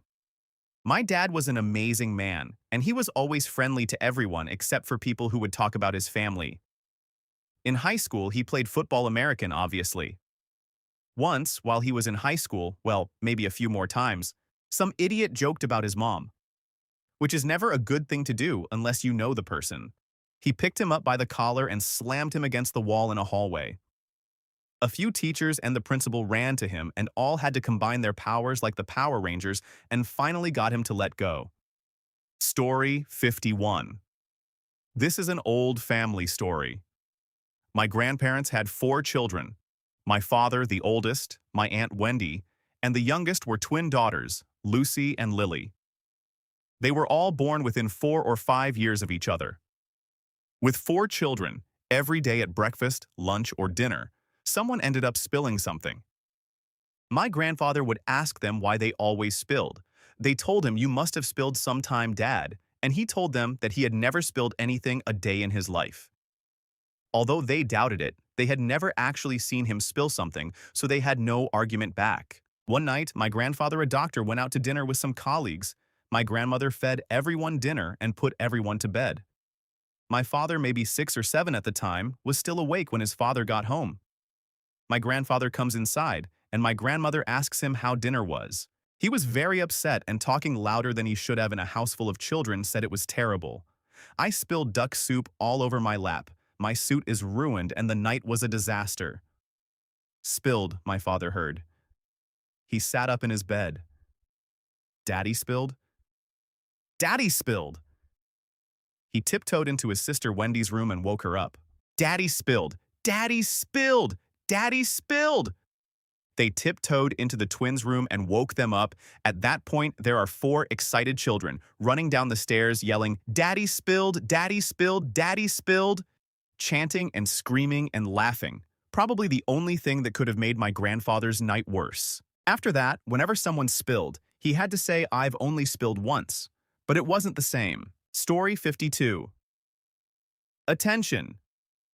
Serious tag. Notice jokes, puns, and off-topic comments are not permitted in any comment, parent or child. Parent comments that aren't from the target group will be removed, along with their child replies. Report comments that violate these rules, posts that have few relevant answers within the first hour, and posts that are not appropriate for the serious tag will be removed. Consider doing an AMA request instead. Thanks for your cooperation and enjoy the discussion. I am a bot, and this action was performed automatically. Please contact the moderators of this subreddit message compose or AskReddit if you have any questions or concerns. Story 53. I was sitting in class one day in middle school. It was silent reading time, but you could hear someone whispering from the front of the row to someone at the end of the row. It was a newish kid making comments toward a popular girl in the back. A guy I used to hang out with as a kid was really nice, very slow to anger. Well, he was sitting directly behind the inappropriate dude and was warning him to stop talking to her like that. He warned him twice, but he kept doing it. All of a sudden, silent reading time is interrupted by the sound of face-pounding desk. I look up and see my childhood friend slamming this guy's face into the desk repeatedly, like it was a yo-yo, up and down very quickly. He even punched him in the face a few times. The kid got up bleeding like crazy from his nose, and they were both sent to the front office. That guy never harassed her or anyone else, I'm sure, again. Story 54. My dad has jokingly been called the Jolly Green Giant, and for good reason. He's nearly 6 and built like the proverbial brick shithouse. 99 of the time, he's a laid-back, easygoing sort of guy who gets along with near everyone. His patience is legendary. So are the blow-ups when it inevitably runs out. My dad and I go camping in Yellowstone every summer. Now, in Yellowstone, you're allowed to collect firewood so long as it's down, dead, and detached. We'd filled the back of my dad's pickup with that now had to be split. My dad produces an axe and a bow saw, and we get to work. In short order, we've got a pretty nice pile of split going. Then Dad finds the log.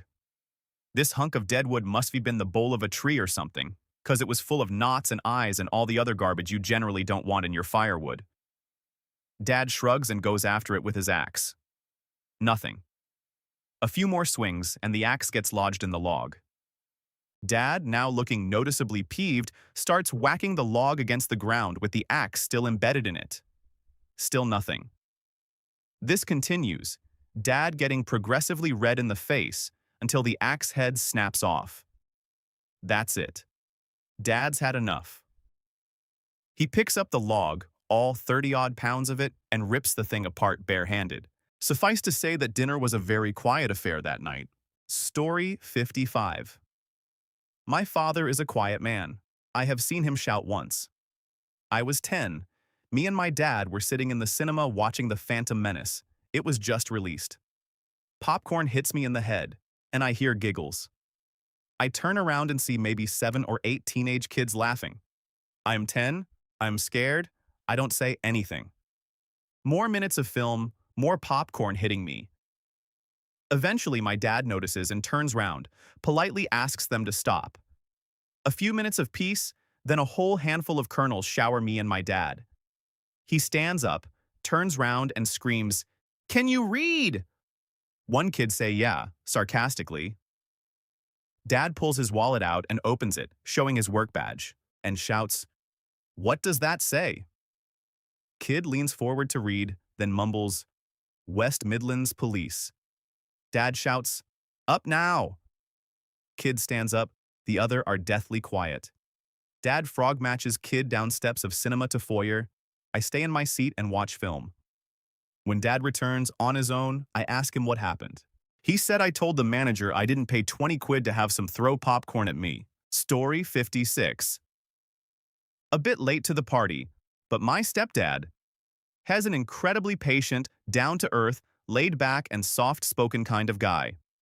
For context, both of my parents look incredibly young for their ages 39-40, and I'm 22, and we are often mistaken for siblings or friends. Stepdad, myself, and my little brother were walking around an outdoor shopping center once when a group of guys around my age walked past me, their ringleader blatantly giving me a once-over and then turning to his friends to say would, with a smirk on his face. Now, my stepdad isn't ridiculously tall, at 6'2"-ish, but he's a pretty big, muscular guy.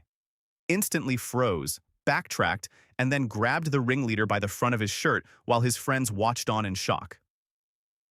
"Would what?" he asked. When he got no response besides a terrified "I've just pissed myself" expression, he just laughed and said she wouldn't even give you the time of day, you ugly. He let him go and we carried on with our day, me with a particularly huge grin on my face. I seriously love that man to absolute pieces. He's the definition of dad to me. Story 57. My girlfriend's stepdad is rather quiet, but very passive guy. Even when he was upset, never raised his voice or got confrontational. However, her brother showed up late and shit-faced to a family dinner. Her mom flipped out on her son and hid his keys because he was trying to leave. He began spew out drunken nonsense while everyone was trying to enjoy their dinner, threatening to call the police over his stolen keys. After about 30 minutes of countless drunken slanders, he progressed to calling his mom foul names and belligerently yelling at everyone till Neil's stepdad stood up and got in his face yelling, "You want your keys so bad? Come on, big man. Let's see if the cops down at the station think you're good enough to drive." Her brother instantly turned submissive and trembled over his next words, but Neil wasn't having it. "You think you can talk to your mother, my wife, like that?" Neil grabbed him by the collar of his shirt and pulled him outside. We were looking at each other at the table till the first snicker turned into an uproar of laughter. Story 58. I can remember a situation in which my father and I were the patient men. My parents have been divorced since I was young, and when I was in middle school, my mother started dating a man who was emotionally, mentally abusive to me, and more than likely, though I never saw it, physically with my mother. He would always yell and scream at me and her for the most useless of things. He got the small fork during dinner, a travesty of epic proportions. Well, one day he told me to switch the AV cords in the back of the TV 13 at this point. I did what I was told, but scratched the surface of the entertainment center in doing so. Well, he started screaming at me, calling me all sorts of names and then yelling about my mother and my sisters. Pro tip, don't ever come for my sisters. At some point during this time, I had called my dad to come pick me up because I'm going to explode. As I'm getting my shoes on to walk out, Mums walks towards me and raises his hands like he's about to hit me.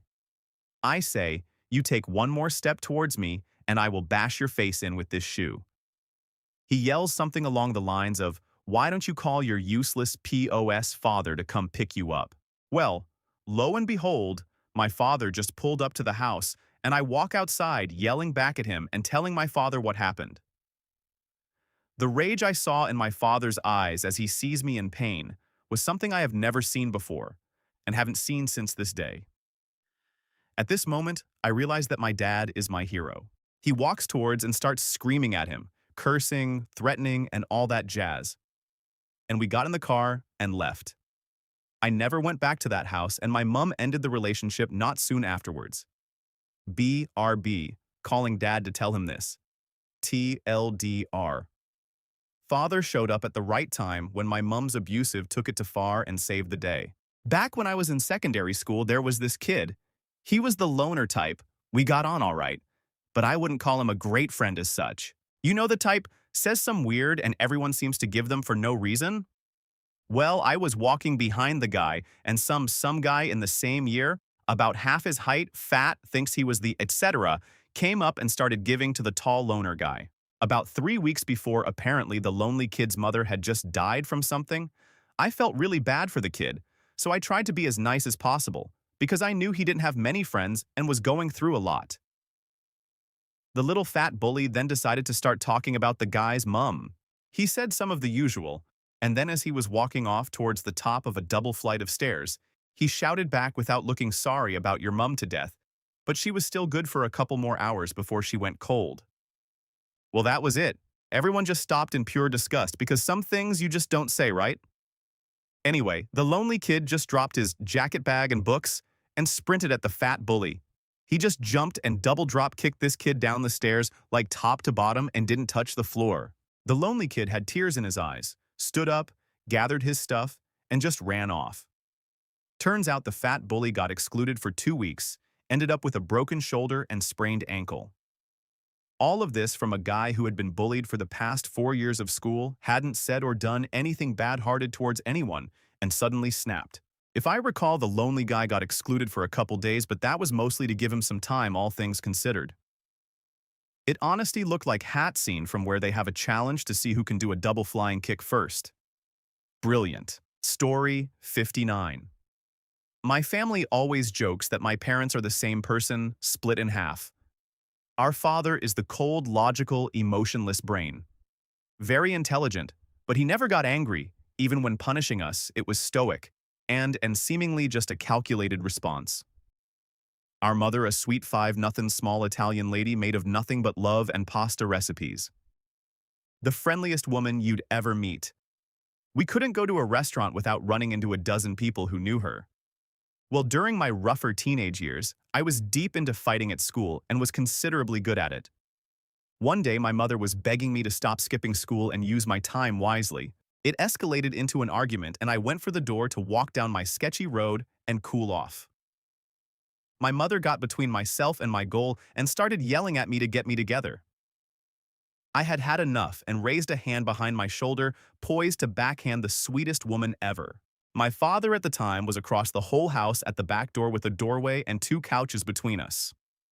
I don't think I meant to actually make contact with her, but by about halfway through my swing at her, my hand just stopped. I looked up in shock, and my father, who was maybe 6 inches shorter than me, and I had at this point been in peak fighting form in my adolescent naive mind. And he just stared into my soul with a fire I hope no one ever has the witness ever. And I just felt my head tilt back in slow motion, wondering why I was now staring at the ceiling. Then something forced all the air out of my lungs, and I slid across the tile a good 5 feet back into the dining table. He charged like a bull and raised his hand to backhand me. I winced, anticipating my soul to leave my body. But he stopped just shy and burned something into my brain. If you ever raise your hand to your mother, or any other lady for the rest of your life, I will give you plenty of time to think about your actions in a hospital bed. I have gotten into fights since then, but mostly to beat up my little sister's shitty boyfriends who would lay hands on her and relay my father's message. And my ex-best friend who was slapping his girlfriend. I wound up in jail for that one for a bit. Since then, I have gotten my life very much together. Story 60. So I was bullied in my former school. It got pretty bad at times, definitely the low point of my life so far. We had a kid in class, let's call him A, who at first glance seemed like a pretty okay guy. In reality, however, he was a complete psycho. He would attack students in the breaks, lash out at anyone, and so on. We also had a girl in class, M, who was arguably the smartest kid in class, and she was kind and caring, one of the few people that liked me, and everyone liked her. She was quiet in class and did a lot of climbing in her spare time, actually competing nationwide, and winning quite a sizable amount of competitions, I think. So, Our classroom is in the top floor of our fairly big school, 5 stories high, a cellar with classrooms, and the flight of stairs is a square, stairs going down on 3 sides, then the floor, rinse and repeat, for 6 stories straight. There was a square in the middle that was basically a 20 to 30 meter drop. Was quite a while ago. Can't remember exactly. Anyways, one day that guy in one of his boredom, I suppose, induced rampages goes up to the girl, hits her in the face with full force, and in my memory she starts bleeding. That might have not been the case. Now A was skinny and overall not strong, but his rage made him a force to be reckoned with.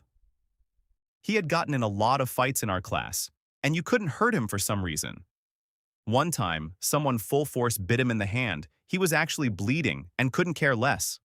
So he swings at her again, and our class, united against this common enemy, runs straight at him.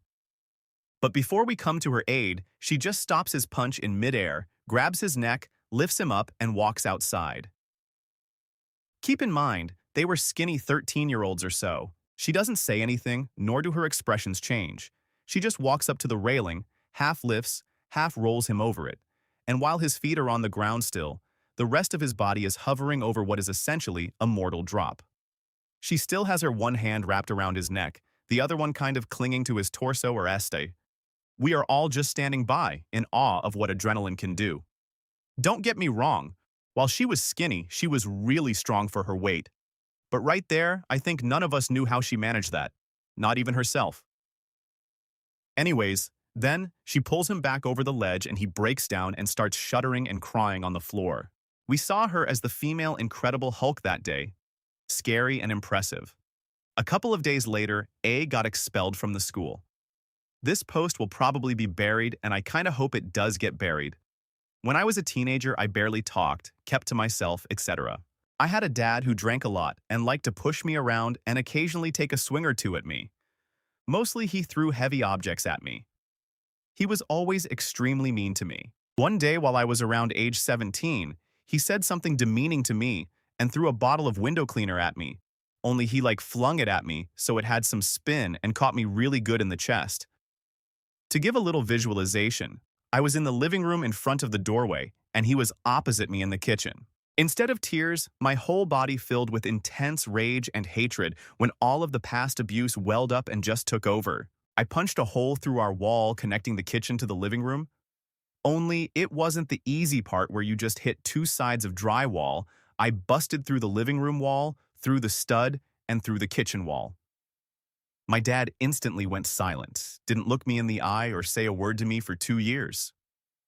We're good friends now that he's laid off the drink, but he's told my brother's girlfriend that he's absolutely petrified of me now. Edit because I forgot to add it in. Yes, I broke 2 knuckles and fractured my wrist. Story 61. I lost my granddad just over a week ago. I told this story at his funeral. This will likely get buried, but I want to share something of this man with anyone who's here. He was always a quiet, laid-back, ever-helpful man. He started as a farmer, then pioneered using computer on farms in NZ. A large chunk of the country still uses his software. His mellowness was uncharacteristic for a farmer, and it was one of his greatest attributes. The only time I saw something else come through was that night I wanted a midnight snack. Me and my second cousin from out of town stayed with Nana and Granddad when he came to visit.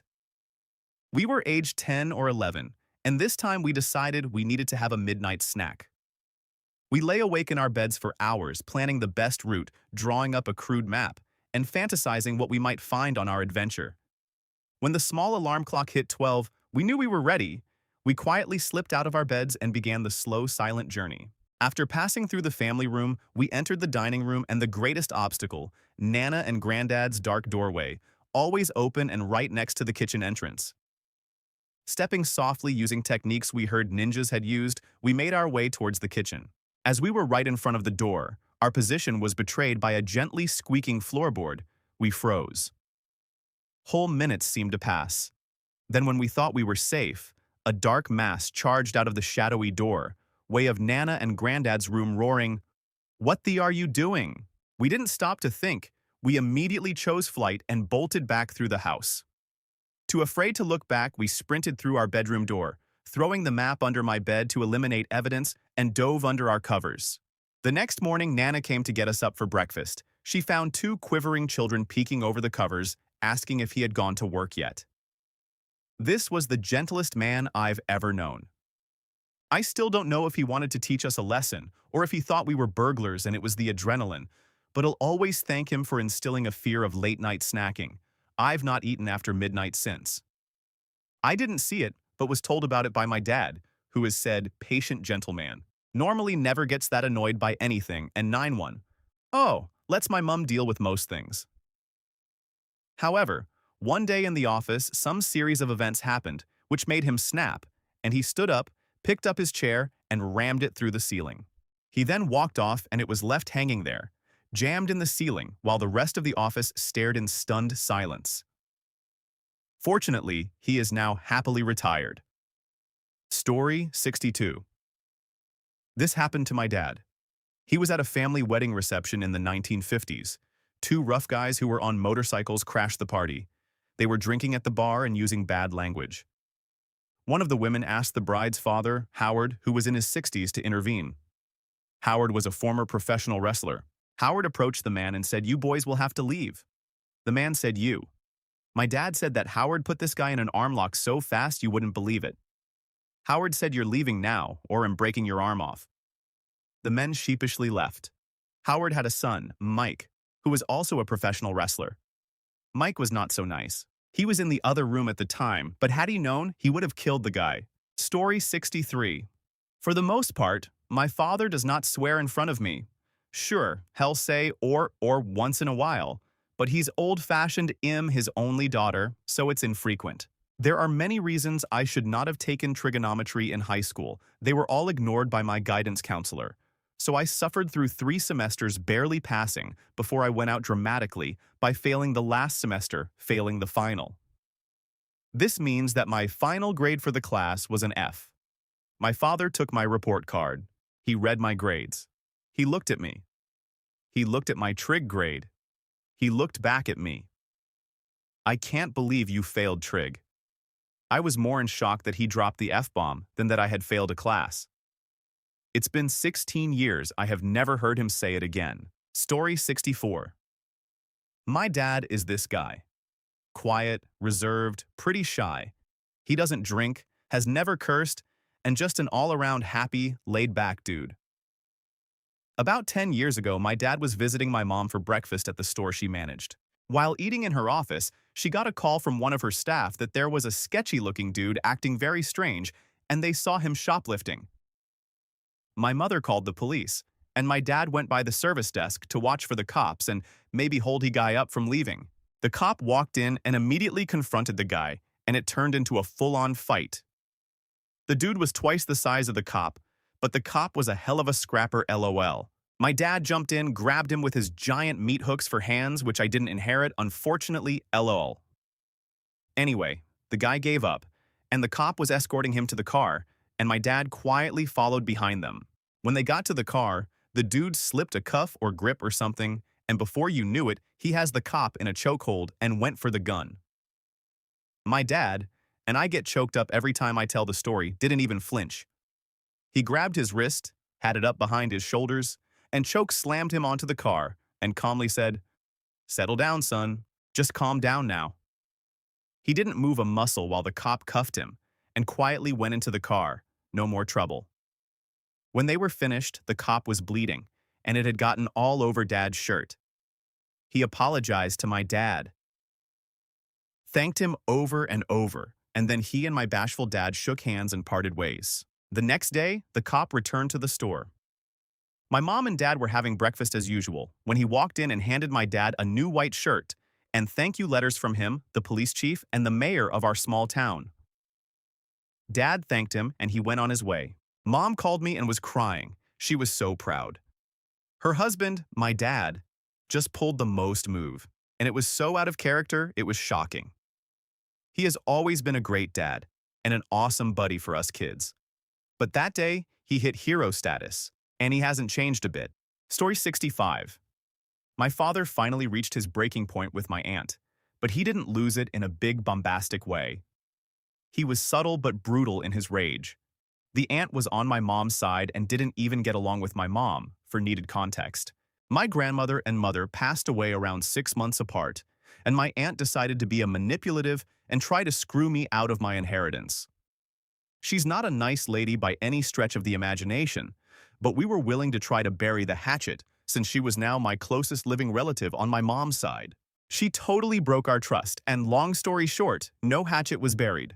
Anyway, after months of legal battles, including her threatening to send him to jail, he did nothing wrong and had the patience of a saint through all of this, simply asserting that he was doing what was best for me, and that since I was 18, this shouldn't even be an issue anymore. I asked him how we were going to keep her out of our lives. My kind, gentle, patient father, who I've seen completely lose his cool very few times in my life, lowers his voice to a dangerous whisper and his face darkens. He said she's driven away almost everybody in her life, and she has arthritis. Eventually, if she keeps up, no one will want to help her when she needs it. Then, every little ache will remind her of how much she messed up. Every time she moves, she'll remember how we were willing to bury the hatchet and she threw it away. Every time she tries to do something, she'll remember all the other people she's alienated, and we won't help. To this date, the one time I've had any contact with my aunt was when she reported a death in the family to me. My dad is such a sweet man, but man does he go protective Papa Bear when he needs to. And he's dead serious. Story 66. When I was a kid, my family visited Washington, D.C. One of the stops we made was at the Tomb of the Unknown Soldiers. I remember that we stood in line to get up close where we could see it, and there was a velvet rope keeping the people back, while a guard slowly marched back and forth. Hez the patient man in this story. His whole job right now is pacing back and forth, 21 paces, precisely turning, pausing, turning, and pacing back. As we were leaving, some lady a bit behind us went up to the rope, took her kid's hand, and ducked under the rope. I have no idea what she thought the rope was there for, but it obviously didn't apply to her. When the guard reached the end of his path and turned, he saw her, snapped the rifle off his shoulder into firing position, and yelled at her, "Halt!" That lady froze for a second, then scampered back under the rope faster than I thought she could move, dragging her kid behind her. The guard watched to make sure she kept moving. She did, then quickly and precisely shouldered his rifle and resumed his duty. I honestly thought I was going to see a woman shot dead that day. Story 67. From my time in the army, I came to learn to fear the sergeant that was always calm. The ones that always flip out and yell and cuss are easy to predict one. You or someone you have never met in your life up. 2. Sergeant screams goes ballistic. 3. Don't move, he can't see you. If you don't move, just zone out and think about ice cream or some. 4. Sergeant screams, forgets why he is mad. Goes away to do paperwork. 5. Again, repeat. The ones that are always even keel are the ones to respect. You don't even realize you pissed them off until you are throwing up. They have this little burning ember of crazy inside of them that they hide really well. Now to my story. A few years ago in basic training, somebody really up. I don't remember what, but enough that we knew if any other sergeant was on duty that day, our day was ruined. Luckily, the nice one was there. Always calm, doesn't really smile, doesn't really frown. Never mean though. Kinda always seems like he is thinking about something else. We thought, great, this won't be so bad. Well, Sergeant Psychopath walked into the bay that we were living in, stared at us, and just said in a calm, quiet voice, front-leaning rest position, "Move, that's the push-up position for all you non-army types." He sat down in a chair and watched a sea of people's backs facing the ceiling. After a few minutes of contemplating the wonders of the universe, he slowly said, "Think, calm, level, slow voice. Here is what we are going to do. We are going to push until the walls sweat. Then we are going to take a break to do iron mics, then push some more." We found out what it means to say to make the walls sweat. For the next couple hours, there is this guy's gentle voice, softly saying down, followed by a moment of relaxation, then up. Repeat. If someone falls to the ground, it gets worse, much worse. I thought he might have been the type of kid that slowly pulls the wings off butterflies just to see them squirm, only to later find out they have become a serial killer. After well beyond the point of exhaustion, when all 60 of us were laying in our own pool of sweat and vomit, unable to lift themselves up off the ground, and moisture was literally dripping down the walls, Sergeant Psychopath simply stood up, said as you were, and walked out the room, never breaking character. Nobody ever with Sergeant Psychopath. A friend of mine, well, call him Max, was a stoner. He played a bit of bass. As far as I ever knew, he didn't have much of a job to speak of. The rest of the time he'd sit around, smoke weed, listen to metal, and just chill. He also almost never spoke. He was tall, dark, and handsome, as they say, so he didn't really need to talk much to get through life anyway. And his life was good, so he was as laid back as guys get. A kind, gentle wallflower of a giant. One day, a few of us, including Max, had been out drinking in our favorite dive and were just heading home. At the tram station we all got off, there were two kids, maybe 3 years younger than our average, and an older guy, probably in his early 40s, and they were all drunk and agitated. Couldn't make out what their disagreement was about, but the lady of the group, let's call her Sue, stepped in and used her feminine wiles to convince the troublemakers that the evening was far too nice for this. We had all had a bit of a drink, but there was no need for this. How about they all just go along their way? The boys were up for it and turned around to leave, but old guy slapped the baseball cap off one of them, and fists came up. Sue stepped back in exasperation. But me, I was undecided. Kinda didn't want to just leave things be. Old guy saw me next to him and seized my collar, pushed me back against the lamp I was leaning against.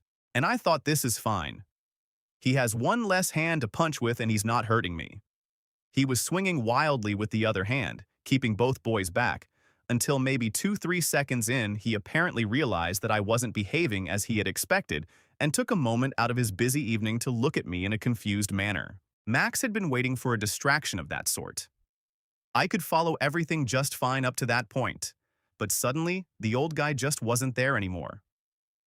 Too fast for me to realize, Max had seized the guy in a choke arm hold, dragged him about 2 meters away to a metal railing, and bent him over it so he could not move.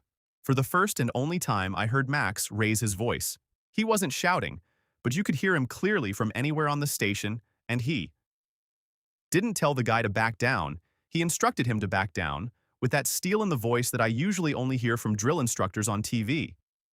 He also ordered the guy to shut the up and go home without another word.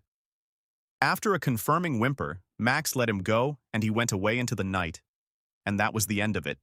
He left. The boys left. We left. Story 68. My father is the definition of a teddy bear. Short, round, with a big bushy mustache, chubby red cheeks, and laugh lines at the corners of his sparkling blue eyes. He is one of the most patient people I know, especially considering my mother can be a struggle to live with, shall we say. Anytime things got too much for him, he'll sigh heavily, stand up, and leave the house and go for a drive. He'll return once he had calmed down, except for one day when I was a kid. He took my sister 10 and myself 8 back to school shopping. My sister and I were being complete and utter shits the entire day. Just loud and obnoxious and generally a lot to handle. We finally got home after picking up a new backpack for myself and stopping at the 7-Eleven for drinks. As soon as we got home, I dumped my new backpack on the ground underneath the table with the drinks, and my sister proceeded to accidentally knock the drinks right onto my bag. Being 8 and thinking I was the center of the universe, I started to scream about how my bag was ruined and how my sister had destroyed everything. Cue my father's entrance. His cheery, chubby little cherub form turned into the Chernabog from Disney's Fantasia. He saw me screaming, my sister denying, and the pop soaking everything as it spilled out over my backpack and onto the ground. He grabbed my backpack and, roaring, threw it outside of the house and down the porch steps. He followed it outside, still roaring, picked it up, and began smacking the backpack against the fence before throwing it back inside. He followed it back inside and, still roaring, threw it down the basement steps, ran down to the basement, picked it back up, and threw it back upstairs. I ran away at this point, horrified I had pissed my dad off that bad, and also unable to watch as my new Winnie the Pooh backpack was further beaten into submission.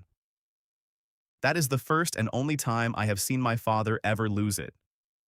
My sister and I tell the story every now and again, both as a laugh and to remind each other of what the fury of a patient man looks like. Story 69. I was a very patient wrestler in high school. I bumped into all kinds of dirty wrestling, pulling fingers, gouging, flopping, clubbing, headbutting, you name it. I didn't lose my temper a single time, even though I spent my first 3 years getting the living beaten out of me. By my senior year, I was a decent competitor and ended up qualifying for the state tournament in a pretty competitive wrestling state. We had a home duel towards the end of the season that was also senior night, so some of my extended family showed up to watch. The kid I was wrestling started clubbing me over the back of the head. Whatever, I've had that happen a million times, but the ref wouldn't tell him to stop. Then, he tried an arm throw, which is legal, but he tried to lock my wrist by bending my hand, which isn't. I snapped. Wrestling doesn't allow joint locks, unlike other martial arts. That's a very dirty thing to try with no provocation. The kid knew I was a state-ranked wrestler, and he was trying to beat me by illegally hurting me. I took him down and threw on a crossface. Normally, the application of a crossface entails, while you are laying on top of an opponent who is on their stomach, reaching across their face to grab the elbow on the far side of the body. You are allowed to push their face with the part of your wrist below your thumb in order to turn their head and make grabbing their elbow easier. Instead, I waited until the ref was behind us and smashed the kid's nose with my wrist.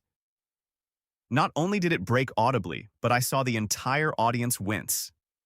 One of my cousins said he could hear the blood splatter on the mat.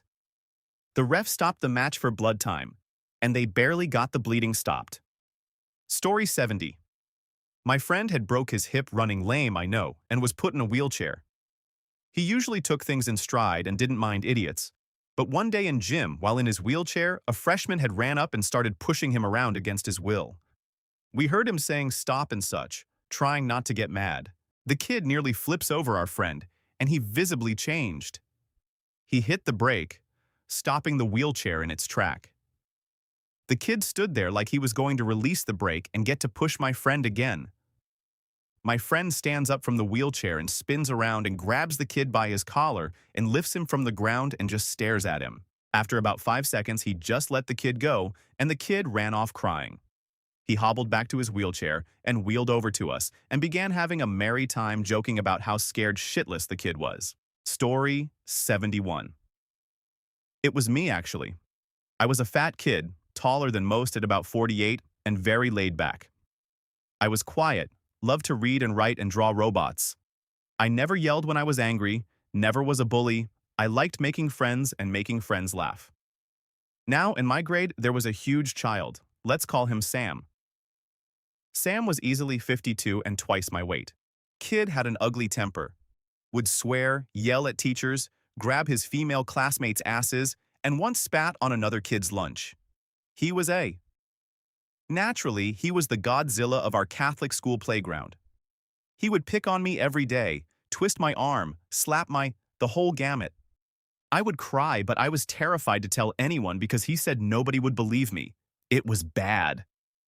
One rainy spring recess, I was playing foursquare with my buddies when, from the other end of the playground, we all hear a weird squeaking, gasping sound. Sam had taken a kindergartner by the neck and hoisted her into the air and was waving her around for us all to see in a Neanderthalic gesture of dominance. I was never a violent kid. Never bit, spat, punched, or slapped. I'm still not, all these years later. I didn't know the first thing about fighting. What I did know about was momentum. I sprinted full tilt across the pavement, stubby khaki-covered legs a blur, screaming like a feral child. When I finally got within range, I rammed my skull into Sam's stomach.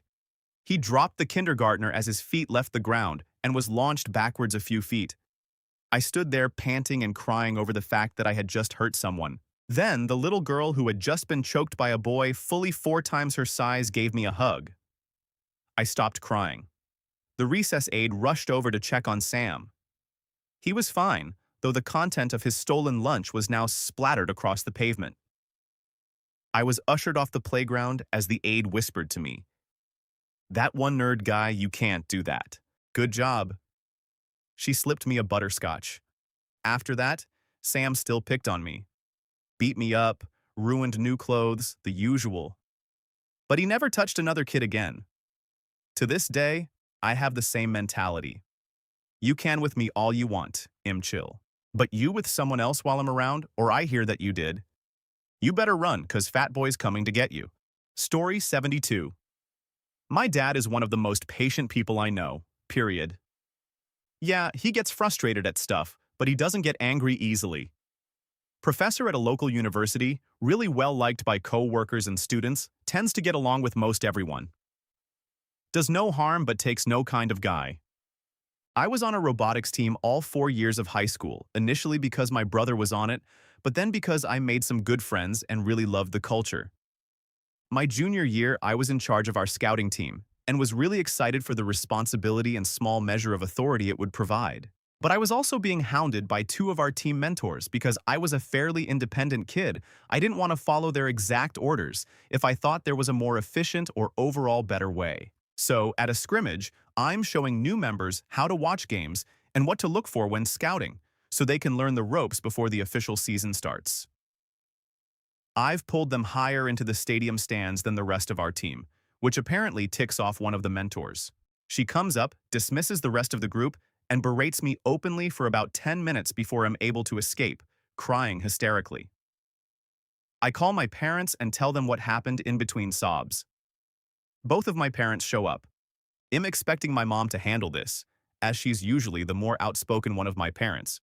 But instead, Dad asks the head mentor where the other woman is. They apparently spent another 15 minutes trying to find the woman, as the head mentor had told her to hide when she found out my parents were showing up. I never really found out what Dad said to her, but that mentor didn't even look me in the eyes for the rest of my time on the team. Story 73. My friend was a patient woman, and one of the kindest people I've ever met. She spends so much time volunteering at the homeless shelter, and no one ever had a bad word to say about her. Her brother Zach, 3 years older than us, had severe autism. At age 18, he had vocabulary tags all over his bathroom. He was still learning important words like soap, shower, and toothbrush, and he was incapable of speaking complete sentences. Zach was beat up one day at high school because someone didn't like that he was mentally disabled. He ended up in the hospital in a coma, threatening his already limited mental capacity, and understandably, my friend was worried sick. Enter the douche bro. He decided that this was an excellent time to point out to my friend that retards were a drain on society and we should just kill them all. Yes, he was well aware of the situation. My friend looked him dead in the eye and punched him so hard that she broke his nose. She pinned him to the ground and continued to wail on him while sobbing her eyes out. A classmate and I pulled her off the douche bro and took her to the bathroom to go calm down. Douche bro got a 2-day suspension for provoking her. My friend received a 1-day in-school suspension, but requested that they up it to a week of out-of-school suspension so she could be with her brother. The principal compromised and gave her 1 day out of school and excused her for as many days as she needed. Her brother ended up with no additional detectable brain damage and is just fine. I've never seen her snap since. Story 74. This happened in the mid-90s. My dad was taking a cassette out of the VCR and it got stuck inside. This particular VCR had a history of eating tapes. My dad is the most patient and calm guy I've ever met, and normally he would have taken the time to carefully extricate the tape even if it took him 10 minutes. This day, however, upon realizing the tape was stuck inside, he banged on the top of the VCR a couple of times. Didn't help. Then he picked the VCR up, yanked it off the shelf, unplugging it from the wall, and then crossed the room to the window. He opened the window, took the time to remove the screen, and proceeded to throw the VCR out the window, where it fell 2 stories to the driveway below. This wasn't satisfying enough. He put the screen back in the window, grabbed his keys, walked down the block to get his truck, drove it back to the house, and ran over the VCR multiple times. It was thoroughly destroyed. Nothing like it has ever happened again. Story 75. I had a teacher in middle school, Mr. Wright. He was about 6'4" and one of the nicest men I've ever met. He always made time for anyone that asked for help, no matter what was going on. There was this kid named Trevor, who was the typical middle school asshat. He always gave Mr. Wright a hard time, every single day. One day, we were turning in a bigger project, and Trevor goes up and says, "I didn't do it." Well, Mr. Wright goes, "Oh, really?" What a surprise, Trevor, and then proceeds to flip the table at the front of the room, screaming, "What a surprise! That you wouldn't have done it." All the teachers' rooms had doors connecting the rooms together. So the two teachers on either side came running in to see what was wrong. The entire class was in shock at what had happened. The kid did his homework from then on, for what small amount of the year was left. Story 76. I had a chemistry teacher in high school that fell somewhere between nutty professor and mad scientist on the personality spectrum. Definitely not soft-spoken or timid, but seemed to genuinely love being a teacher and was always exceedingly patient and caring, if a little wacky. Everyone loved him. It was early in my sophomore year, and although I didn't know it at the time, I was nearing the end of a 6-year unpopularity streak. I was still learning to defend myself against bullies.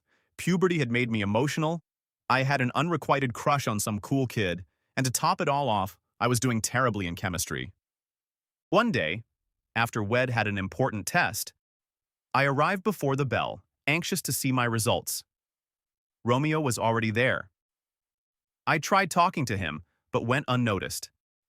Feeling lonely and embarrassed, I grabbed my test from the graded pile on the teacher's desk and found a seat in the corner. Some that had bullied me relentlessly throughout the past few years noticed my awkward attempt at flirting, and from the opposite side of the room started heckling me. At that very moment, I looked down and saw my grade D I'd had my share of teenage rebellion, but I was still a good kid and desperately wanted to pass this class. I just didn't get it. My face started to get hot. Tears were welling up in my eyes. I was concentrating on taking deep breaths so as not to embarrass myself further. Suddenly, something sharp hit me directly in the eye. A gaggle of boys surrounded the bully, laughing hysterically. He had folded a crisp paper airplane just for me. Little did we know, our teacher had been quietly observing from the storage closet. He stormed out, grabbed the ringleader by his shirt, pointed at me, and grumbled, "Apologize." The bully stuttered some half-assed excuse. Our teacher said it again, louder this time. "Apologize." Silence. What ensued was arguably the turning point of my unlucky adolescence. "You think you're better than her?" "You're not. She's kind. You're cruel. She tries. You don't. She has a bright future ahead of her. You're nothing but a bully." "Think you can do that in my class? In my school? You can't. You're despicable. Get out." It was all anyone could talk about the next few weeks. That asshat of a bully never spoke to me again. Story 77. My husband is a patient and calm man, much more patient than I am. In the 10 years since I've known him, I've never heard him raise his voice or start a fight with anyone, even though there has been plenty of reasons for him to do so. So last Christmas, we went to my husband's aunt's house to celebrate. She has this gigantic dog, but old and sweet. Our daughter was playing with him with no issues. She tripped over a rug and accidentally landed on the dog's bad hip. The dog instinctively snapped his head back and bit our daughter. She was rushed to the ER. The dog missed her eye by a few millimeters and almost got her jugular. So we were really lucky that our daughter only has a few scars and no lasting damage. Husband's aunt said she will pay for all the medical expenses. My husband forwarded all the medical bills to her, which she then promptly ignored. Fast forward to now, our insurance company was making an against claim to her homeowner's insurance. She called and asked my husband to tell our insurance not to file while threatening family drama. My husband, being nice, did so. Then the aunt said, when she gets confirmation this is all over, she'll pay for half of the medical expenses because it was our daughter's fault for not being more careful. And OMG, I have never seen my husband that angry before. He yelled at her over the phone and used more curse words than I've heard him use over the course of our relationship. If he could have, he would have reached through the phone and punched her in the face. Instead, he just gave her a verbal beatdown. He then cut off all contact with her. To no one's surprise, the aunt started drama in the family, and my husband threatened to cut off all contact with anyone who brings this subject up. Story 78. In my freshman year, we had the nicest biology teacher. She was like 3-foot exaggeration tall and wore fuzzy-lined green Bay Packer Crocs every day, not a joke. She would let kids quietly chat as long as work gets done, and she was generally cool with light-hearted tomfoolery. One day, though, nobody was working. Everyone was goofing off, being loud and ignoring her. With the fury of 1,000 supernovas, she screams, "Enow!" The entire class stared at her and just quietly began working. The fact alone that a woman who was so chill and cool got pushed over the line snapped the class into shape instantly. She never did anything like that again, and everyone was respectful of her rules all semester. Story 79. During my freshman year of high school, I was in the car with my sister, a senior at the time, and some of her friends. A bunch of cars full of teens were just cruising around at night, having fun. We stop at a stop sign with 2 cars in front of us. The car directly in front was full of the popular senior guys. We saw them begin to ram the car in front of them. Initially, we laughed a bit, thinking it was one of their friends. We stopped laughing and started panicking when they began really laying into this car and beeping, yelling obscenities out the window. UTF! One of the guys, Carter, got out and ran up to the driver's side window and began punching the driver as hard as he could. We didn't know what was going on and were too scared to get out of the car. Carter starts walking back to his car in front of us, and we see the boy who was being abused get out of his car. I immediately notice it's a kid from my class, Freddie. He was a year older than me, but had been held back. He was a bit quirky, but super nice, calm, always pleasant to everyone, yet he was an easy target, and these seniors were always making his life. Well, he was quite a bit larger than Carter, who was hitting him. He had apparently had enough. I saw a rage in him as he leapt out of his car, ran to the car in front of us, pulled Carter out, and began beating the out of him in the middle of the street. We didn't realize Freddie had a knife and stabbed Carter a few times before the other guys could pull him off. Holy! Carter spent a couple days in the hospital, but was fine. Freddie was arrested when the police showed up, but let go the following day after we all gave our statements about what happened. Carter was the most popular guy in school. He was good friends with my sister and her friends. Not that I want anyone to get stabbed, but I was secretly happy that Freddie, who I was friends with, finally stood up for himself. Edit freshman 14 years old. Senior 18 years old. Story 80. We had the definition of a psychopath as a neighbor. My dad, though easily angered, never really lost his temper. He played the "you disappointed me" game, very effective to be honest. Psychopath neighbor did his thing, to include underage parties at his trailer, chase people driving by on his four-wheeler for miles to exclaim it was his road and they were trespassing. Dug a giant pool in a natural stream by our place, big no-no. We dealt with him for years until the day he threatened me. I was walking past his place, heading up the mountain to go hunting. He came out flailing and yelling. I asked him if he thought it was a good idea to do that. I did have a gun after all. He told me he'd kill me and family. Went home, told Dad, he jumped in his truck and we never saw the guy again. He packed up his and left, or at least that's what Dad said. Story 81. A friend of mine is now a very nice, respectable union lawyer who spends most of his time prosecuting construction employers who exploit undocumented workers. The very epitome of a caring, nice guy. I have only ever seen him flip out and tap farm boy strength once, and it was impressive. Their parents had recently divorced, and he and his brother, also my friend, had moved to an apartment in the city, leaving Dad on the farm. If any of you have any inkling of farm boy strength, you just know not to go there. So my pal was redheaded, and not the sexy, well-dressed lawyer guy he is now, and they were picking on him pretty badly. He shrugged it off for the most part, but his brother tried to back him up, and one of the bullies tossed a punch at the brother. A switch was flipped. Out comes the Hulk. He teleported 6 feet right up into the punch thrower's face and gave him a few licks to the nose and eye.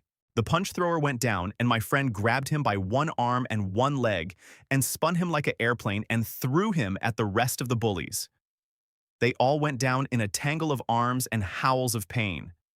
Then he jumped on the pile of them, jumping up and down on their arms and backs and heads until they begged him to stop. He quietly stepped off, smoothed out his shirt and pants, and said, "That was a warning." And he and his brother walked away calmly. Impatient to a fault when the situation only involves me, but when someone brings my family or friends into it, I loses it. For example, my sister was dating some bag that I hated instantly. I didn't even bother to learn his name. When she broke up with him, he starts harassing her. This went on for a while, but my sister just tried to ignore it. One day at a BWWS sports bar I'm a regular at, I see him. Initially, I ignore him, but as I passed his table, he says, "Can you give me your sister's new number? I'm trying to get my wet." I stopped, turned around, and while he was laughing with his buddies, I pull his bar stool right out from under him. I pinned him down and was gonna hit him, decided against it, and started getting back up. This genius thinks it's the appropriate time to say I guess being a runs in the family I didn't want to hurt him anymore. I wanted to humiliate him, so as he's trying to get up, I full-on backhand this idiot across the face so hard that you could see an impression of my hand on his face. I ended up being kicked out for that night, but the couple that heard the exchange from the next table covered my tab, and the security guard, which I knew who escorted me out, now always greets me by pantomiming a backhand ha-ha. Story 82. When I was in school, there was a quiet girl that was being picked on. She was really patient, kept her head down, but people had a tendency to make fun of her nonstop. Then it escalated into physical things. One day, the guy who kept picking on her started crushing up chalk and dirty and sprinkling it into her hair and calling her a crackhead. She turned around and punched him so hard he fell out of his chair and started kicking him in the face while he was on the ground. After he started crying and bleeding, she shook out her hair, sat back down, and went back to work. It was really weird. At first, everyone started laughing, but then as it kept going on, everyone just went really quiet. To be honest, the guy deserved it. But it was still really weird and awkward. Story 83. My parents divorced when I was 2 years old. Unfortunately for me, my mother ended up marrying a stain of a man a couple years later. All through my childhood, he would constantly berate and abuse Mum. I never did anything about it because I was a small, chubby kid, whereas he was a 6'4" rugby player. And honestly, he used to scare the out of me. That was until the year I finished high school. I'd just got home from a holiday with friends, and as soon as I walked in the door, I heard yelling and screaming. I ran to my mum's room and saw him holding her down, choking her, and that's when I finally snapped. A rage took over me like nothing I'd ever felt before or since. I instantly jumped on him, punching him in the ribs and choked him till he begged me to stop. Thinking he would give up after that, I jumped up and stepped aside. He had other ideas and began to chase my mum down to the other end of the house. I remember chasing him as fast as I could, and then I remember being on top of him laying blow after blow into him, and when I finally stopped, he got up and ran out the front door. I didn't see him for weeks after that. That was over 4 years ago now, and Mum has since forgiven him and they are back together. But he never so much as looks at me when I'm near, and hasn't laid a finger on Mum since. That's the only time I've ever snapped. Story 84. My mother is a strong woman. Raising 3 boys and a girl by herself is no easy task when we decide to lose it on each other. I'm the youngest of the boys and have been the one to witness all of the ups and downs of the life we made from a degree of separation, largely ignored and left to my own devices. My mother handled things pretty well for working as much as she did, and raising us to the best of her abilities. She was even-tempered and rarely disciplined us with force or violence. My oldest brother, let's call him M, was a brash and strong-willed person, even with our mother. Constantly, they would get into arguments over things. His grades, his friends, him smoking at such a young age. The only time our mother lost it is when M stepped over the line and called our mother A. The word came out, he said it loud and clear, and we all went silent. For a house with that many kids, it was not something that happened often. Our mother, with fury in her eyes, simply reached over and grabbed a broom without looking. All the while staring my brother down, looking him in the eyes and never breaking her gaze from his. The moment he turned to run, she was on him like a cat running from a dog. She hit him over the back and broke the broom handle in 2. When he screamed that he was going to call the police on her, she hit him again and again. The broom handle broke. He tried to say something and she picked up the first broken piece, now the biggest part of the broom, and struck again. He laid there and cried for a moment, and she just looked at him. Without breaking her sight, she told my second oldest brother to go get the first aid kit. She then got on her knees and calmly told him that if she ever heard that word come out of his mouth again, the ambulance would be called before the cops were. I have never been more afraid in my life. My apologies for bad punctuation. I can't English very well. Story 85. He put his fist through a wall. Then he turned around, started crying, and said, "I'm so sorry. I will never do that again." And he never has. Everyone has a breaking point. And sometimes that is found after you're patching with plaster. Story 86. Unfortunately, I only overheard this one through the phone. But here goes. My dad is a very calm man, happy, go-lucky, cheerful kind of dude, especially when I was younger. This changed for a period of time when him and my stepmother divorced, but that's got story number 2. Stepmother was very controlling. No nonsense my way or the highway kind of lady. I didn't find out till years later. She was also desperately insecure and unhappy that my mother and father could remain friendly enough to handle the duties of sharing a child. My half-sisters are very tomboy-ish. At that age, 11 or 12, I was not. The girls had those awful mushroom haircuts that were so popular in the mid-90s. I had long blonde hair to my. One day she was taking my sisters to the salon to have their hair trimmed and then taking me home to Mom since the salon was on the way. For the 45 minutes we were at the beauty shop, she tried to bully me into a haircut. By the time I was dropped off at home, I was in tears. Mom was like, "WTF?" I explained what happened. Meantime, stepmother had left and taken sisters home to Dad's. Mom finally understands WTF happened, calls Dad. Asks him to tell stepmother that she was being ridiculous and to leave me alone. Dad goes into a rage at my stepmother that I can hear through the phone, telling her that I have one daughter that looks like a girl and that if she ever tried to cut my hair, he would hold her down and shave her bald. On the flip side, however, after they divorced, Dad did not manage to maintain the same relationship with stepmother that he had managed with my mom in regards to being civil. For about the first 6 to 9 months, he was very angry. She had taken custody of 2 of my 3 siblings and was using them as weapons. Dad couldn't manage to censor himself around my siblings, though. We all 4 kids went to a Christmas party at his buddy's house about a block from Dad's place. Dad had a few beers and started tearing down my stepmother to his friends in the next room. My sisters were in tears. Luckily, my brother was still young and oblivious enough to not know what was going on. I had to march into the kitchen and 15-year-old me had to tell him what he was being to the kids. He just stared at me in shock while I defended a woman he knew I barely tolerated. I then packed my siblings up and we walked home. Dad came home 10 minutes later and apologized. He also never said a poor word about my stepmother in front of her kids again. Story 87. My grandfather never was a man to raise his voice, especially when my brothers and I were kids. It was like 20 years ago, so I don't remember what we did him off, but he stopped dead in his tracks and went silent. My brothers and I looked at each other, thinking we were going to get the tar beat out of us. "I'm going to the barn for a while," my grandpa said quietly. He turned on heel and walked back to the barn and shut the door behind him. There was a lot of swearing, sounds of things breaking, and the thump of a blade burrowing into. After going apeshit and throwing tools, a chair, an old wooden table, and a few other things, my grandpa went full-on Hare's Johnny on the barn, taking out almost half of the panels making up the barn walls. Then he made us fix it. Story 88, 7th grade, early 90s. One of the most popular kids in our school decided to pick on a quiet, always drawing manga in a notebook type kid. A peaceful Asian kid, never did anyone any harm and kept to himself.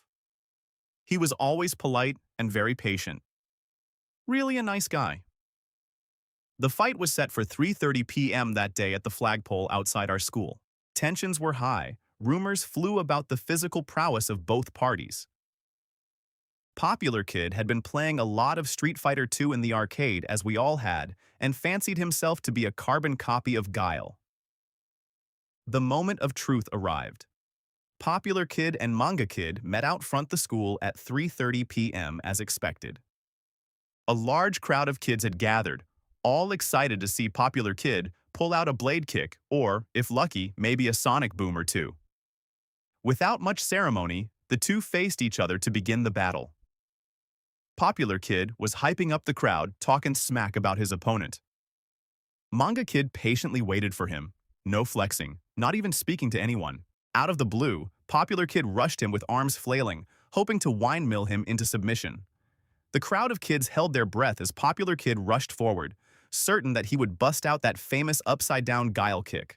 As Popular Kid approached, Manga Kid calmly jumped straight up into the air and delivered an in-place jump kick to Popular Kid's face. Popular Kid's face crumpled under Manga Kid's shoe and instantly changed his mind about continuing the fight, saying, "Has had enough! This kid's had enough. I'm done," while holding his bruised and swelling face. I suppose around that moment, Popular Kid must have realized Manga Kid had been studying martial arts since he was a wee lad. You don't with the quiet kids. Maybe this isn't a perfect example of a patient person losing their cool, but I hope you enjoyed it anyway. Story 89. My 12th grade English teacher. He is a naturalist, loves the wilderness, and leads the school's meditation club. Very calm and mellow. This one girl in our class would have a habit of twisting her pen back and forth during class. It would make that clack, clack, clack sound, and the teacher would have to remind her to stop each day. This kept going on for about a month, until one day, the teacher sneaked up on her and grabbed her pen as she was twisting it. Our classroom actually has a sink with a garbage disposal, as it used to be a kitchen back then. He gently dropped her pen into the sink drain and turned on the garbage disposal to grind the pen up. He then gently walked back to the front of the class and resumed his discussion about Holden Caulfield. The girl hasn't twisted her pen ever since. Story 90. My dad's a pretty quiet dude, usually keeps to himself, doesn't say much. One day my family went to Amazing Jake's and we were just chilling out eating somewhere. My sister and brother got their food first, so they reserved the rest of our family a table. My sister was just talking to my brother chilling and some says, "Can you kids shut up, I'm trying to have some peace?" My sister was about 16 and my brother 17. My sister says, "If you wanted peace, why'd you come to an amusement center?" I guess that just triggered the cause. He stands up, gets his drink, and pours it on my sister's head. Little did they know that my dad seen the whole ordeal while we were walking over there. My dad throws my mom his tray, walks over there while my brother is yelling at pushes my brother to the side and says, "Who the are you? You think you can yell at my kids?" I forgot to mention the is about a 6-foot bald guy, and my father is a pretty short, chubby dude. Anyways, this laughs in my dad's face, and my dad just loses it and punches the guy in the jaw and knocked him out. Everyone was watching by that point. That guy's wife started screaming at my dad. The guy gets up right after that. Then that's when the Amazing Jake security came and stopped everything. We explained our story, and they reviewed everything on the camera, and we both refused to press charges because it would have been assault for both of them. TLDR pours drink on my sister's head, my dad knocks him out. Story 91. My grandfather never swore, never raised his voice, was the most generous and gentle person I knew. When my dad was younger, he and his 2 brothers took a rifle and all these tin cans out behind their house and started shooting them. Little did they know, these tin cans were recyclable and money was to be got when they were turned in.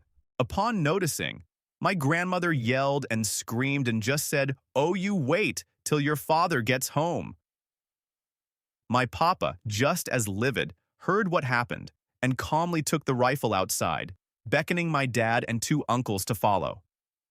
He calmly walked up to a tree and then wrapped the rifle around the tree, turned and said, "Need I say more?"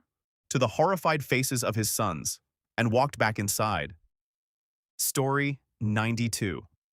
I was at the mall with my dad once a long time ago, when I was like 14 or something.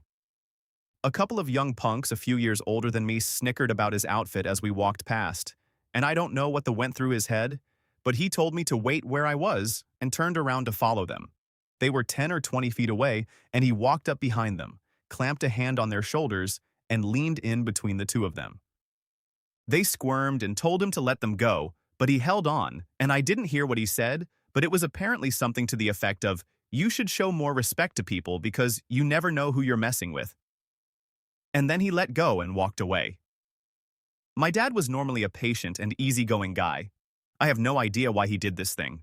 It sounds like a dad moment, but it was honestly super cringy, a terrible lesson to teach his young son, and also just plain terrifying. The whole rest of the time we were there at the mall, I kept thinking those kids were going to come back and straight up murder my dad. Story 93. My father told me a story once. He is very soft-spoken, to the point that never in my life have I heard the man curse. His grandfather left the Amish country, so he was raised an extreme pacifist.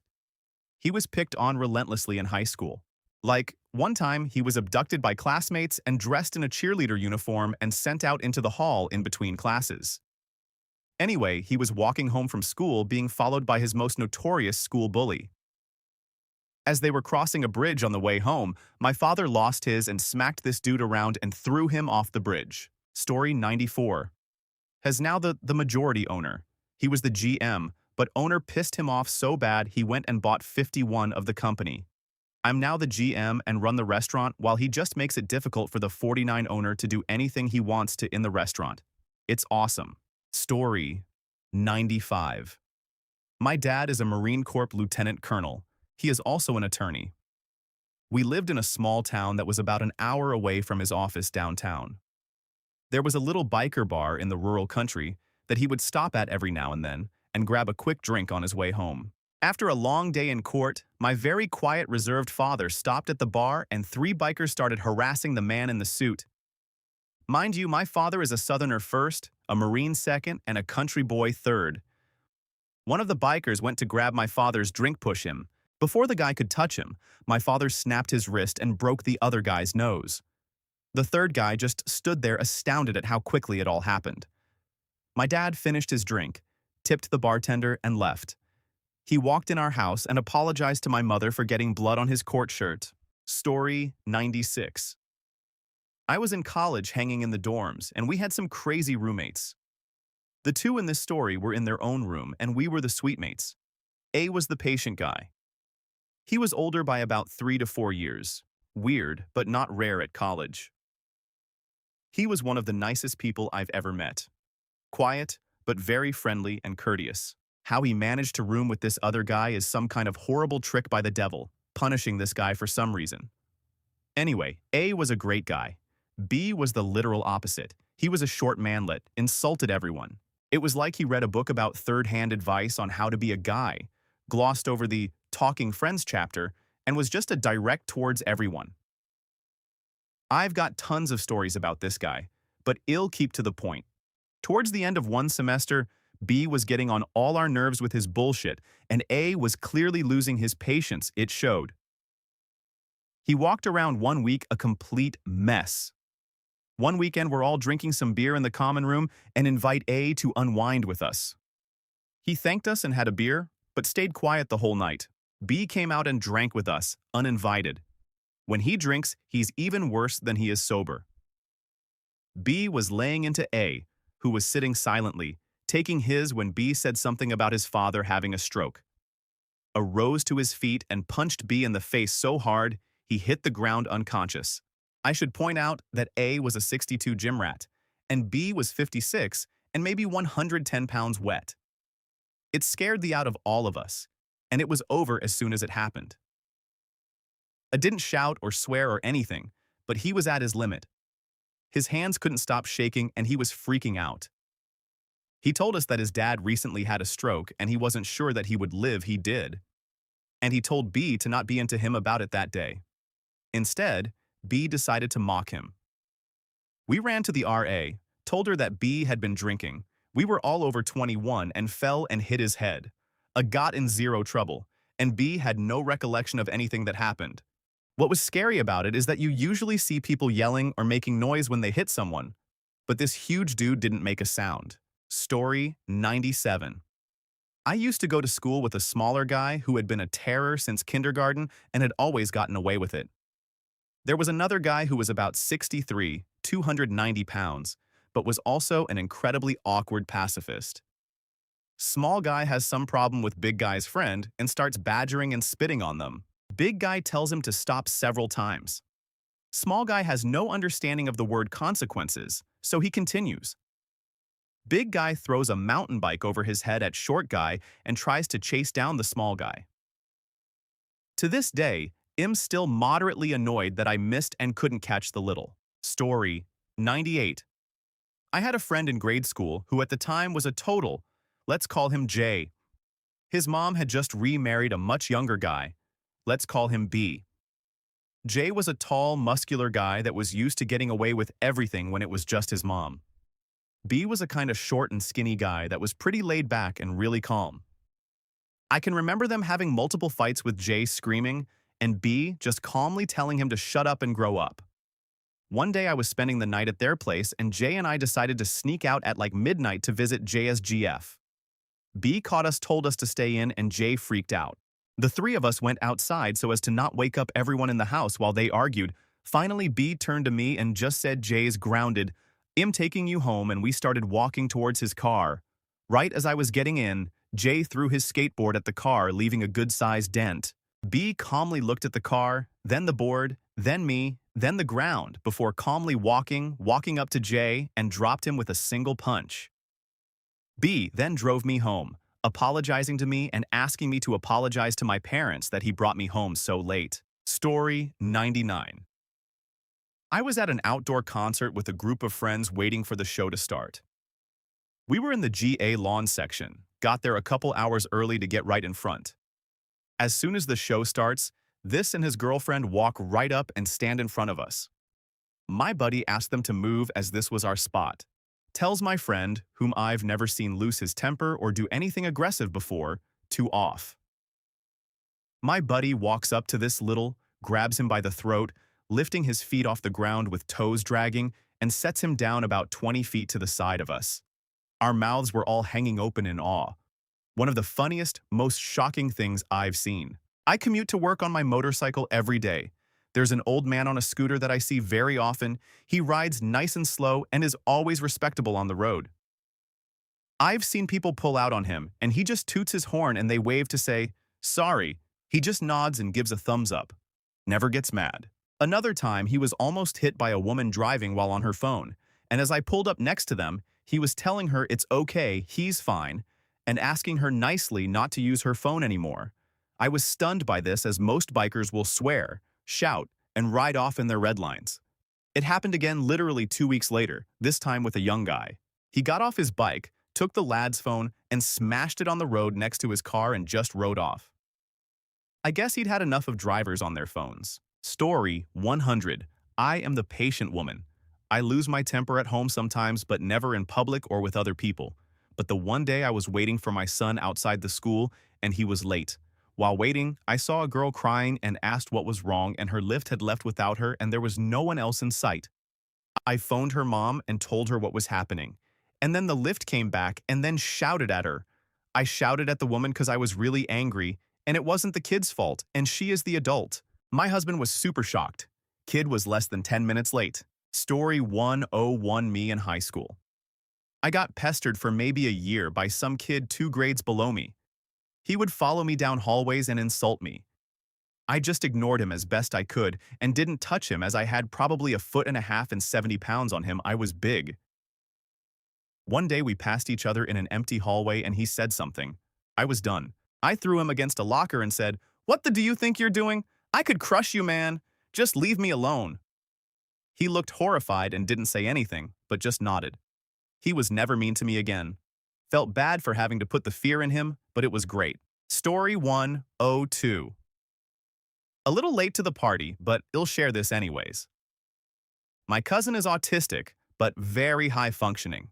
He's quiet and patient and keeps to himself. One classroom jokester thought it would be hilarious to prank him because my cousin wouldn't respond. He grabs my cousin's pizza, half stands, farts loudly, and puts it back on his plate. My cousin does nothing. 3 hours later, he passes my cousin in the hall and says originally, "Hey, gas pizza." And then my cousin wordlessly split his lip with a wicked right cross. Story 103. There was a guy in my ninth grade algebra class who was quiet, polite, and never even so much as talked to anyone. My ex-boyfriend C was also in this class. He was a bit of a bully, and one day he started taunting this quiet guy out of nowhere. It went on for about 10 minutes with my ex calling him gay, threatening him, etc., just being a reel for no reason. I'm sitting there cringing and debating whether I should throw my binder at him when all of a sudden the kid jumps out of his seat shouting, "You want to kick my tough guy? Do it! Do it! I'll kill you!" He then starts hurtling over desks to get to C. The teacher and her aide both rushed over to hold him back, struggling even though he was smaller than both of them. One of them punched the intercom and screamed for help. The principal runs in a few minutes later, and he and both teachers managed to drag the still shouting, thrashing kid out of the room. The whole class was utterly silent, including my ex, who had turned white as a sheet. We never saw that kid at school again, and C didn't really bully people anymore after that. Back when I was working as a mechanic, we did everything you can think of. On one end of the shop, the detailing end, a guy who was the veteran of the entire shop of like 22 years detailing cars. Very calm, collected, wise, and very funny. One day he was using a spray gun to apply undercoat to a brand new car. Eventually, you heard him stare into the chassis of the car like he just discovered a new planet. So blank. He dropped the spray gun. Shaking his head, he walked over to where we did tires and grabbed our 20-pound sledgehammer we used to knock off tires that had seized to the car due to age. He so calmly disconnects the air supply to the gun, lines up the shot. And boom. He beat the living out of this spray gun clear across the shop for a good 35 minutes. Slam after slam. Curse word after the next. Calling it everything under the sun. Eventually, when he had enough, he walked outside and cooled off. When he came back, he picked up his debris and went back to work with another spray gun. The manufacturer of the now destroyed spray gun asked him what happened with a chuckle in his voice. Ever so calmly and quick, he replied, "It fell off the lift and that's what happened." Probably won't be seen, but my dad, a really patient, optimistic guy who you'd have to try really hard to get mad, lost it while living in Germany in the 90s. My older sister came running home from school one day, crying her eyes out, and explained that a random boy was teasing her and took her backpack and threw it in one of those big garbages. The next day, my dad walked to school with her, and she pointed him out for him. He calmly lifted this skinny kid by the ear to his eye level and sternly yelled at him to keep away from his daughter. I wasn't born yet, sorry, didn't actually see it, but my whole family still talks about it to this day. And then we laugh, because the poor kid had no idea what my dad was saying since he spoke in Bosnian. Story 104. Back in high school, there was a guy in our group who was a little socially awkward, super nice guy though. Around average height but lanky. We used all talk to each other all the time, but one afternoon one of the guys took it too far. The nice kid literally picked up the instigator by the neck while standing in the middle of the hallway, turned halfway around and threw him against the lockers. We all just stood there stunned. The guy he threw wasn't smaller than him either. He just walked off afterwards, the other guy just sat on the ground in shock. Story 105, 7th grade gym. My parents had just divorced and I was living in a new city. I was quiet and awkward. I was attending Mission Hill Junior High in Santa Cruz, CA. There was an 8th grader who was picking on me during PE for weeks. One day while I was changing out of my PE uniform, he walked up and slapped me flat-palmed on my back, trying to leave a hand-sized welt. It hurt, but I was more pissed. I turned around to punch the guy in the face. He was surprised and couldn't believe I did that. I had taken his verbal abuse silently, and then there I was, fighting back. He was bigger than me, and I only hit him once, finished changing, and then went outside waiting for the bell to ring so we could head to the next class. While waiting, he came outside of the locker room with his friends and pushed me looking for a fight. He pushed me again and I proceeded to pummel the out of this guy's face. The bell rang and I stopped, turned around, and there was the shop math teacher, Mr. Mitchell, looking at me. He turned around and went back to his class. The kid never bothered me again and reminded me multiple times that I had beat the out of him later while we were in high school. Don't screw with quiet people. You don't know their journey, nor do you know how they will react. 10 times I'd kick his again. Story 106. I once had a tutor at school who was the nicest person you could ever meet. Was cheery and helpful for 4 entire years. Unfortunately, no one in our class gave a about the school, and we weren't interested in anything. School events, birthdays, you name it, we didn't give a.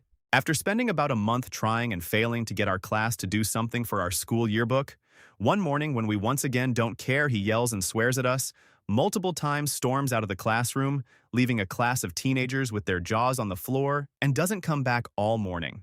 The next day, he bought us sweets to apologize. We still didn't do for that yearbook, though. Story 107. I used to be in this school with a kid who had mild autism. He was a bit of an and used that to his advantage. He'd spit on people because he knew that he would not get into trouble, among other things. Enter me, a quiet and patient kid who never had confrontations. This particular day, he chooses me as his target. He grabs a metal ruler and starts hitting my arm with it. I tell him to stop and he just laughs and keeps doing it. I tell the teacher, who just says that I was exaggerating. I start getting angry because it is starting to hurt. My arms is all red as he keeps slamming his ruler. I remember that he absolutely hates it when people touch his stuff, so I ask him one more time to stop. He says, "Or what?" That's when I lost it and proceeded to kick the out of his backpack and then throw it out the second-story window while yelling, "This is what happens." I got suspended for a week. Story 108. Waited half an hour trying to get served at the bar. Bartenders were only tending to their mates. Lost the plot. Got one in eye contact, ordered 10 drinks. Drank 10 drinks in about 2 minutes. Went back to friends, obviously mad. Took a massive in the toilet. Asked to leave. Didn't tip. I was that man. Story 109. My sister is one of the kindest people I know. Volunteers at a thrift store. Bursts into tears if she sees those homeless animals commercials. 6 years ago, my sister's boyfriend cheated on her. Since the breakup, random little things have been going wrong in his life, courtesy of my sister. I'm a bit worried that she doesn't tell me everything she does to him and that these little pranks of hers are escalating, but we'll cross that bridge when we come to it. Story 110. On a landscaping crew, and big burly guy named Andy was gentle as a mouse and strong as an ox. He was about 65, 280, not cut as in like defined, but thick and noticeably strong, like a world's strongest man look-alike. Very jolly, just one of those guys you don't really want to with. He was nice enough you would tease in good fun, but not be mean because he was very friendly and willing to help out. He was an all-state lineman who could have easily went to college for football, but was a farm boy who liked to chew tobacco and drink beer. We were digging trenches for a wall and a guy was working uphill from Andy. While a guy was digging his trench, he was throwing his dirt down the hill and hitting Andy. Andy told him to knock it off, and 2 seconds later gets hit with a face full of dirt. Well, just so happens Andy had a hatchet because he was cutting tree roots out of our trench. Without hesitation, he whips his hatchet straight at the guy, right at his head, like a complete bullseye. They were probably 15 feet away, so coworker had time to react. He blocked it a bit off his shovel and ricocheted off and cracked him square in the forehead, luckily because he would have probably been a blade to the face. This knocks coworker over. Stumbling back, he trips and cracks the back of his head on a paver, knocking him out. Also, his side got gouged by a tree root, resulting in a huge cut about 3 to 4 inches long and pretty deep. Once he came to, we had to take him to the hospital to get stitched up. Moral of the story here, kids, don't with a guy with a hatchet. Story 111. Smartest kid in our class. J. Average build, good at music, ECT. We were in shop class, and a kid took a hammer and popped the handle right in Jay's butthole. Everyone laughed, and the kid did it 1 or 2 more times throughout the period. On the last one, Jay grabs him by the throat and slams him onto the workbench, completely red-faced, trembling from anger, and even drooling. It was a scary sight, him getting chills typing this. He chokes him out till the point where the initiator is begging to choke. Shop teacher sees and lets out a big, "Hey." Jay stops choking him, gets a little nervous thinking he was in trouble, and just continues back working on his project. He got escorted out by the teacher, but a few of us went into the office and let him know he was in the right. Well, not in the right to almost kill a kid, but basically let the teacher know he was getting with and snapped. Story 112. My cousin moved from India in grade 9. He could speak and understand the English language quite well, but due to his accent, he was picked on a lot, so he always stayed quiet. My cousin and his family were living with us, so he went to the same school as me. He had some kids in his geography class who picked on him a lot. They would call him names and mock his accent all day. So one day he decided to take samosas for his friend in geography class. The same kids started mocking him for the smell of the samosas and called him disgusting. He sat there quietly until one of the kids said something about his mom who made the samosas smelling as bad as the samosas. He got up and threw the red sauce chutney on his face and punched him so hard that he broke his nose. Everyone thought it was the sauce on his face, but in all reality, it was mostly blood coming out of the kid's broken nose. I was called to the office first as no one answered the phone at home and I was listed as family on his file. Before I walked into the vice principal's office, I saw him outside and asked him what happened, and he replied in Punjabi that he hates this school and started crying. His parents moved the following weekend to another town where they had more of a mixed community, so he can adapt to the social and cultural change. He is a doctor now, and that was the only fight he ever got into in his life. Story 113. My grandmother was the sweetest, most sedated old lady you've ever met. Calm, quiet, on meds, goes to the store twice a week, raised me for years and never heard her raise her voice. So we go to this fancy as little Italian restaurant. I'm like 7, making my brother 4. My aunt is also mentally handicapped, so you could consider her 9 for mentality purposes of the story. We get there, we order quickly talking about how hungry we were. I think we opted to see a movie before dinner. There's a dozen of us, and they bring over this little half loaf of bread. Then we wait. Honestly, it's a tiny place. 2 waiters, like 12 tables. We must have taken up like 13 of joint. They bring us more bread literally an hour after we ordered. My grandmother's hair must have started glowing yellow and pointy. The rage, the fury. It honestly disturbed me. The fact that they were letting us grandkids go hungry for an hour and a half. I don't think I knew half the curses she flung at that poor owner. Story 114. My dad.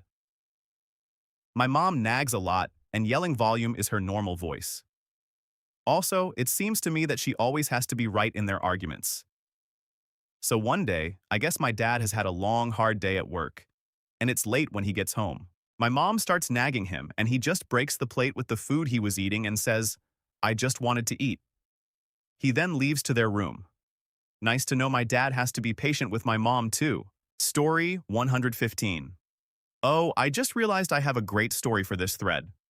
I think it's great anyway. So back in the days before I finally got my driving license, my daily routine was heavily dependent upon public transportation. I also worked the late shift, so I often found myself sharing the bus with lagerlouts making their way home after an evening on the E, as well as old people retiring from an evening of bingo. On the night in question, I was sitting at the front of the bus. There was a smattering of old people in the midsection, and then a group of lads at the back. On the back seat was a large, very tall, and very built, not fat black gentleman who was talking quietly to his friends. When I say quietly, I mean I couldn't even hear him speak, let alone make out the words. The small, drunken chav sitting in front of him could, though. All of a sudden, I start to hear raised voices, or rather a raised voice, as manlet McAngry Chav repeatedly offers the unsolicited opinion that he's sick of black guys always acting tough, and, without a hint of irony, challenging him to a fight. Mr. Guy Black, to his credit, keeps calm and brushes Napoleon Bone topic off for the next few stops. Nobody could put up with that forever, though, and the dark hero of this tale certainly wasn't nobody. As the doors of the bus opened to the silence of some sleeping village in the middle of nowhere, the suspension shifted as what appeared to be a hulking slab of ebony carved into human form rose up, his bald head almost brushing the ceiling. If this were a motion picture, The protagonist would be played by Michael Clark Duncan. A moment later, the shallow end of the gene pool rose up too, as it was lifted off its feet by its shirt lapels. The chav was then led in an involuntary tango down the aisle as Black Hulk carried him to the front of the bus, politely apologizing to each passenger as he went, then tossed him out of the door in a manner reminiscent of Uncle Phil removing Jazz from the premises. I'd like to say he received a round of applause as he returned to his seat, but I'm not sure if that happened or if my memory is embellishing. If he didn't, though, he sure as deserved it. Story 116. When I was a junior, there was a group of seniors who planned to claim their dominance to everyone in the school. They would do mean like shove a freshman's face into the toilet, molest guys while they peed, punch kids in the stomach on their way to class. You get it. This sweetheart Michael always got picked on by the senior group pack leader Kevin, and he would always just take it. Michael is about 6 feet tall and a bit chunky, so he looked incredibly intimidating, but because he is kind and chill-natured, he just ignored the name-calling and the shoves he'd receive. We had the option to eat outside in a field for lunch, so the majority of people did that since it was always nice. From afar, I see Kevin running towards Michael, look back to his friends, and then punch Michael in the back of his head. He ran off while his friends cheered him on. That was the first time he ever did something like that to him. And the last. Michael got up, away from his lunch with the most pissed-off face I've ever seen, and turned towards Kevin's direction. He sprinted at full speed, picked Kevin up, and slammed him onto the ground, looking down on him for a good 2 seconds while Kevin screamed and cried. Michael then walked back to his eating area and continued eating. Story 117. On my last job, our mechanical engineer PM, Fred, was located out of province. So anytime we needed him to come down, it would have to be very important. Fred was the nicest, well-mannered, level-headed man I have ever met. We used to call him Ned Flanders because he in fact did look and act like him. There was a major issue on site one day and we desperately needed him there. My boss begged him to come in even though Fred said he was really busy, but Fred, being the good guy he is, flew in. I think he said he'd be there in 2 days. Well, after our team investigated the situation more, we realized we didn't have all the right information yet, and bringing Fred in would be a waste of time. The coordinator that was supposed to email him to cancel his flight forgot. 2 days later, Fred showed up bright and early, before anyone else other than me, and sat in the meeting room waiting for everyone to come in. I wasn't directly involved with the issue, so I didn't really know what was going on. So when I saw Fred, I figured I guess they still wanted him to come in. This is how the next 20 minutes went. Fred comes to my office. Hey there, have you seen John and the guys? We're supposed to have a meeting early this morning, and I haven't seen anyone. Did it get pushed to a later time? Me, I'm not sure, Fred. Give John a call. I'm sure he's just stuck in traffic. Fred, okie dokie. Yes, he actually said okie dokie. Fred, call up John. Hey, John. I'm here at the site and was wondering what time we are meeting. Wait, what? The meeting got canceled? Fred pauses, looks up, eyes turn into fire. Do you have any idea how hard it was for me to come here and now you're telling me the meeting is canceled, you stupid? I am never coming back to this job ever again.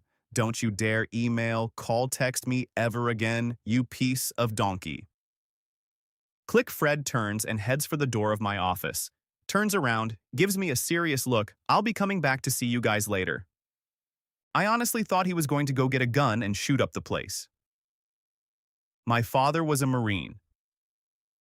Let me rephrase that. My father is a Marine. Once a Marine, always a Marine. He has always been very calm and collected. However, when he tells you to do something, he has something about him that makes you not question it. You just do as he says, and all is good. I have been raised to never hit a woman, thankfully. However, when I was a teen, I went through a head phase. I went and got my nipples pierced, and obviously my father wasn't thrilled. I had a buddy over, and we were playing basketball. My older sister and I got into an argument, so she decides to lock us out of the house. When she finally decides to unlock the door, I walk straight up to her and clock her in the jaw. 20 minutes later, cue my dad coming home, and my sister is still crying.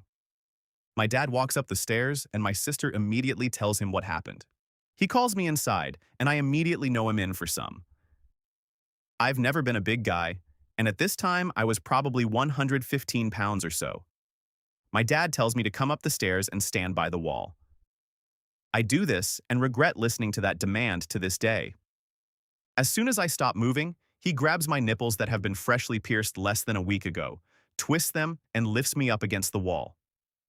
As I was hanging in the air, very calmly, all he says is, "You will never hit a woman again. Ever. In your lifetime. The next time it happens, your nipples will be ripped off your body completely." After setting me down, all he says is, "Go." Let's just say I've never hit another woman. TLDR. Hit my sister, received the biggest purple nurple of my life, and won't hit a woman again. Story 118. Bit late to the party, but here's mine. My dad passed away when I was 14. I only ever saw home angry a handful of times, though. My mum was always the one to yell at us. And then when we'd been sent to our rooms feeling adequately shitty, our dad would come in and explain exactly how we up and how not to do it again, completely calmly and really helpfully. Anyway, my dad was a field hockey player, was really into it. He was never a fantastic player, but had been doing it for years and took it fairly seriously. Obviously, I ended up taking up hockey too, still play. And my dad finished work early to come and watch my first ever match playing for the school age 12. Unfortunately, our coach, who was umpiring for who knows what reason, was giving literally every decision against us. Like cheating, but to make us lose. My dad started off just shouting, "Come on, umpire!" It's the other way. After 20 minutes of that, my dad devolved into yelling at the top of his lungs, "Umpire! What the are you doing? Do you even know the rules?" The umpire ended up passing the match to go ask my dad to leave the pitch, so he walked to the other side of the mesh fence and continued his angry yelling. On the way home, he gave me a very calm talk about never speaking to an umpire the way he did. It was great. Still think he was the only parent in our time at the school who was forced to leave a match. Didwad, when I was in 10th grade, my history foreign language teacher, the most calm, laid-back Mormon teacher I've ever met, lost his on a student. The student was a pretty large kid, easily 250 pounds or more and tall. The kid was different, but nothing was diagnosed, and he got picked on for being different, sadly. One day, another kid older than him, but quite smaller, made the big kid go nuts. He threw a desk A across the room and said that he was going to bring a gun to school and shoot him. He said that right as my teacher walked in the door. All I really saw was him basically carrying this 250-pound kid down the hall with one hand and the other kid with his other. Face was beet red. After that day, no one wanted to pass him off. The teacher was 6'7" and 200-pound ex-Army Navy Marine man. He would read to us in grade school curling a 45-pound dumbbell like it was nothing. Still one of my favorite teachers. Story 119. So I was out with a new friend when one of her ex-friends called her AA. She ignored it, so the other one put her cigarette out on her arm and said, "How'd you like that, ya?" She screamed. She was burned down her legs by a burning iron bar when she was 5 and hates fire, so she slams her glass over the ex-friend's head and stabs her in the throat. Long story short, she was pulled away from this girl by 3 grown bodybuilders who could barely hold her. The other one survived and tried to sue. She'd done this before, at least 20 times, and threatened to pour petrol through her window. So she didn't say. Friend is okay. Ex-friend survived but is now dead. Story 120. I had a teacher in high school who was just the kindest fella. Everyone knew his class was a blow-off, he'd let us nap, and tests were open book with partners. He was very patient with all of us, even when we lashed out as shitty hormonal teens, because his philosophy was life is shitty sometimes and we all need breaks. Smart as too, he had a doctorate and taught like 2 elective classes at a shitty ritzy public high school. Never wanted us to call him doctor, just Mr. G. Anyway, a kid in his class one day just lashed into him. Called him names, swore up and down, insulted the class, insulted the students, insulted like everything Mr. G stood for. So Mr. G just quit. He finished out the semester with an obvious change in demeanor. Not mean, just defeated and never came back. My boyfriend is friends on Facebook with Mr. G, and he's doing fine. Never speaks a bad word about anyone. Story 121 wasn't there, but recall my dad telling the story of when he snapped on a guy. My father is really a pretty patient man. Gets frustrated but rarely gets mad and does something. Back in high school, he was in shop class and one particular guy kept picking on him. It went on for days, bumping into him as he was working on projects, poking him with boards, and generally being a bully. One day, this guy was mouthing off and Dad took the board he was working on, probably not very thick but thick enough, and slammed it across the guy's back, breaking the board in two. Guy never said or did anything to him since. Don't recall if he got in trouble for it. Probably did. Story 122. I hadn't been working at the tire store garage tow place very long when a mechanic touched a fresh paint job on a car. The painter, a very meticulous, nice, quite very big man, chased the mechanic out of the building and down the road with a large wrench. The mechanic called the next day and quit. Story 123. Big black guy picks on the smallest Asian dude in our gym class. It was David versus Goliath. Eventually, the kid snaps at the end of class in the locker room and just clocked the bully right in the mouth, hard. Knocked his glasses off his face and they wrestled around until a teacher broke it up. Kid didn't even speak English. Story 124. My grandfather is the sweetest little old man in existence. He's a widower, ex-Marine, and very religious. Doesn't drink, doesn't even eat meat. I've never in my life seen him mad or even upset. Even at my grandmother's funeral, he was calm and collected and chatting with everyone. Always makes sure there's a smile on everyone's face, except this one time. He religiously mows his lawn, like twice a week. One day he went out to mow and ran over a nest of yellow jackets. A bunch flew out and started stinging him. He always wears long sleeves when he mows, so he wasn't stung too bad. He came inside muttering to himself with his head down, stomped down the stairs, then went back outside with a gas can and a box of matches without saying a word. He walked right over to the nest, poured the entire gas can into the ground, then dropped a match. We watched the ground rise and fall with a whoof. Then he smiled and went back to mowing. Story 125. My dad. A straight-up hippie from the 60s, the guy who slept in the woods because he got tired of paying rent, hitchhiked to Cali twice, and never really stopped being a hippie. Patience is incredible, and he can withstand the most awkward scenarios. Can stare at sunsets forever. Loves nature. Cape Cod. We are waking in a marsh and a crab bites my dad's foot. He screams, "God damn it," and pitches the crab baseball style, wind up and all, directly into a pile of boulders that made the breakwater. Resumes walk. Story 126. I have been the patient man. Classic quiet nerd. Rarely spoke to anyone. Reacted to negative attention with cringing embarrassment. Junior high or middle school, I suppose. Guy next to me in the middle of science class decides to start punching my shoulder. Does this hurt? Does this hurt, Johan? Let me know when this hurts. Does this hurt?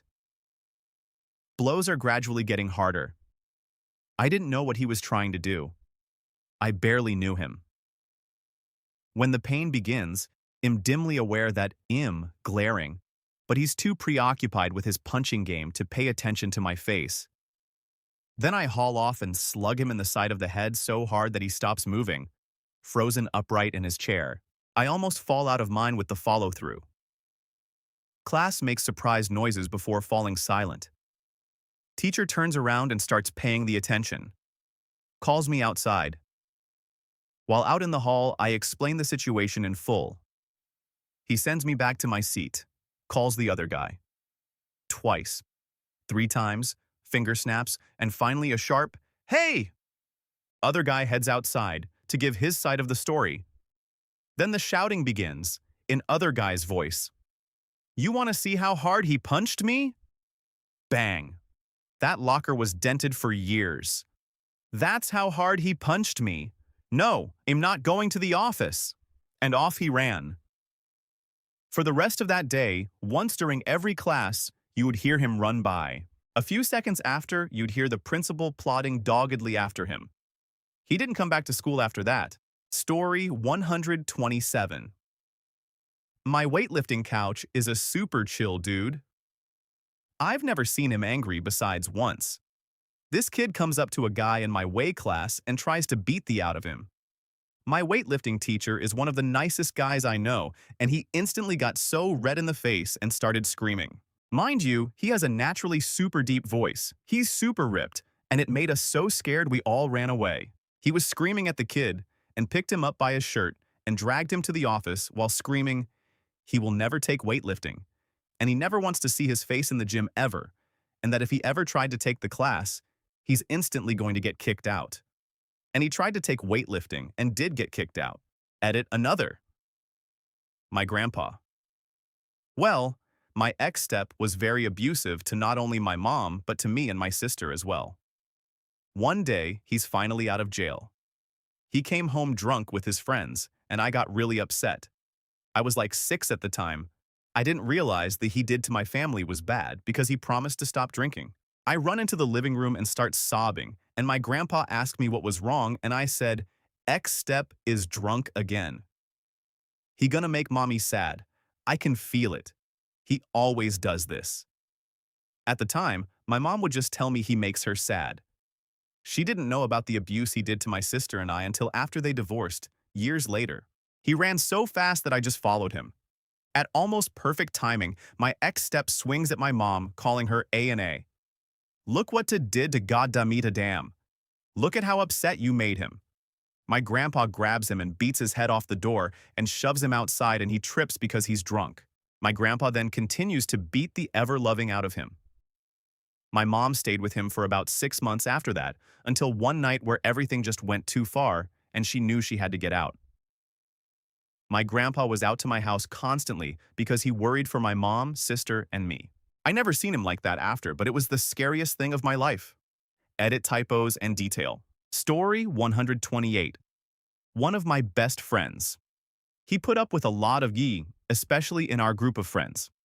I asked him once what he would do if I punched him in the face. He told me he would laugh. A year down the line, I did punch him and just smiled and laughed. He accepted his life's actions and wouldn't let them be used as fuel to anger him. The time that I saw him go off was when we were walking around his apartment complex trying to get back to sobriety, when a guy tries to mug us with a knife. He slashed at my friend and got his arm, which he just exclaimed, "Oh," and started laughing. He grabbed the mugger's arm, twisting it until you could hear the cracking. Took the guy's knife from him and pinned the broken arm to his leg using the mugger's own knife. This all happened before I even could react. I stitched him up at the apartment, and he was still laughing about it. Story 129. I kept my mouth shut and watched the man who was like a second father to me, my high school football coach, rip my teammate anew. When you off a football coach, you invoke the wrath of the devil. Story 130. I got a call one day from my dad while I was at uni. My dad is a really chill guy, and I don't think he has ever yelled at me before. He sounded very serious and just said, "So are you going to tell me what happened?" I had no idea what he meant, and I said as much, and then he flipped his. "Don't you lie to me, tell me what you did," and etc., etc. I'm still confused. After I get him to calm down, he tells me that my grandpa just called, saying that I had called him from jail asking for bail. I talk to my grandpa like twice a year, so I'm like, WTF. Turns out it was some scam to get old people to wire money, but my gramps didn't fall for it. My dad didn't even believe me when we hung up. He texted me a few days later explaining it was a scam. Story 131. Late. But my older brother never gets angry. I made it my mission to make him angry. I was 19 at the time. He was 23. He picked me up, smashed me against the ceiling, then immediately threw me on the floor. Needless to say, I lost and was incredibly impressed. Story 132. So, this wasn't exactly physical or face-to-face, but I had a friend group that I'd always play video games with online. Anyways, we mostly played League of Legends, and our group mostly divided into this, feel free to skip game-related parts. Me, the guy who's trying to avoid conflicts, calm people down, and is always making jokes. For those of you that play League, I played jungle or support when I had to fill at that time, and still do. Let's call my friends Jesus, Isaac, Xander, and Paul. Jesus was the guy who would always jokingly bash people and talk them. Never anything serious, just jokes. Good guy all around. He played top jungle. Isaac is the guy in question. Probably the worst player out of all of us. He played whatever he felt like, but never conflicting with other people's choices, and tried to get along. He'd make the most dumb mistakes and make me facepalm. But it was tolerable, and we just laughed along for reference. He'd flash into tower range to kill someone, but would walk away from the tower before doing so and die. A nice guy, usually played mid, but played support whenever I needed to jungle. I'm still pretty close to him. Never had a problem with anyone, and would take whatever was thrown at him. Xander was your typical 17-year-old with a 12-year-old toxic kid mentality that rages and thinks he's better than everyone. He was better than Isaac, but only by a small margin, really, and he'd always constantly harass people when he didn't get his way. Deep down, he knew most things he did wrong were his fault, but he'd never miss a chance to talk. He'd play top or marksman ADC if Paul felt like playing Echo. Paul is a pretty chill guy. We had a running joke where we'd compare him to your typical Moroccan stereotype, even though he was pale white and blonde. Thus, he mainly played the two black male characters, champions in the game. One of those characters, which came out before the other, was a marksman ADC named Lucian. The other was an assassin, mage, tank, named Echo. Thus, he mostly played marksman or mid. Paul, Isaac, and me still played often till I moved to Florida. We still keep in touch, however. Anyways, long context out of the way, we're playing League and the game's going pretty badly. Isaac and Xander have given a lot of kills to the enemy team.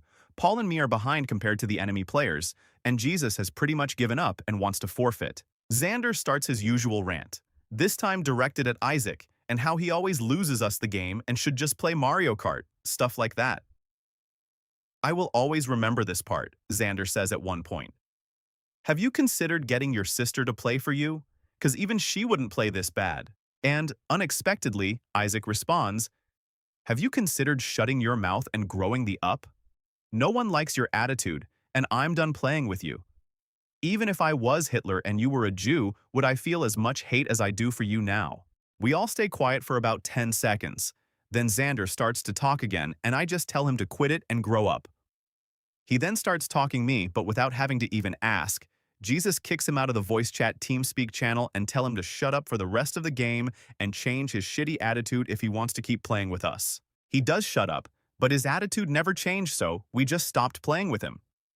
As far as the game's outcome, it was like watching your stereotypical hero moment when they channel all of their strength to defeat the bad guy. Isaac literally went on a rampage. He managed to get us a lead by constantly killing the enemy team over and over when they got too cocky or overconfident. We ended up losing the game, but it was a close one, lasted 50 minutes or so. All I could really say at that point was touche. Story 133. Had to sign in to post this story.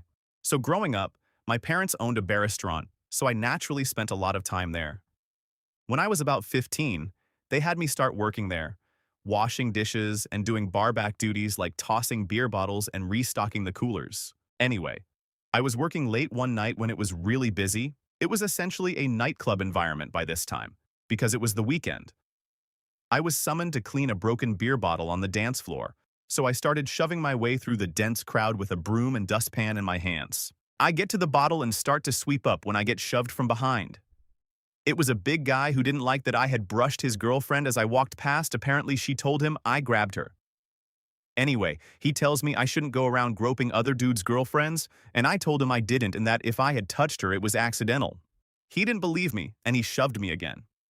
He was quite a bit larger and older than me, so I fell to the ground.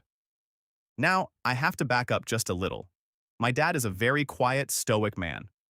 Whip smart, but mostly keeps to himself.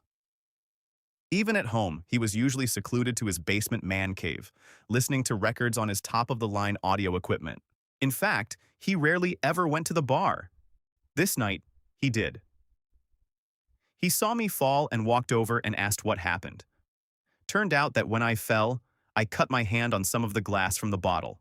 As I was getting patched up, I told him, and without saying another word to me, grabbed the guy out of the crowd by the hair and bounced his head off the bar in front of me. I had never and have never since seen my father act in a way remotely similar to this. But it was amazing. I felt like my biggest hero, Dad, would always protect me. Now I'm 24 and he helps me in so many ways still. Gotta love Dad. Story 134. Hope this isn't too off topic, but the song Coward of the County by Kenny Rogers is an excellent story in this vein. Story 135. I have been in 2 fights my entire life. I'm a mostly kind and easygoing guy, plus I don't like cops and the prospect of having a record, let alone jail, terrifies me. So I usually walk away, but this one time. I had just been dumped at about 19 for some dude known to be in.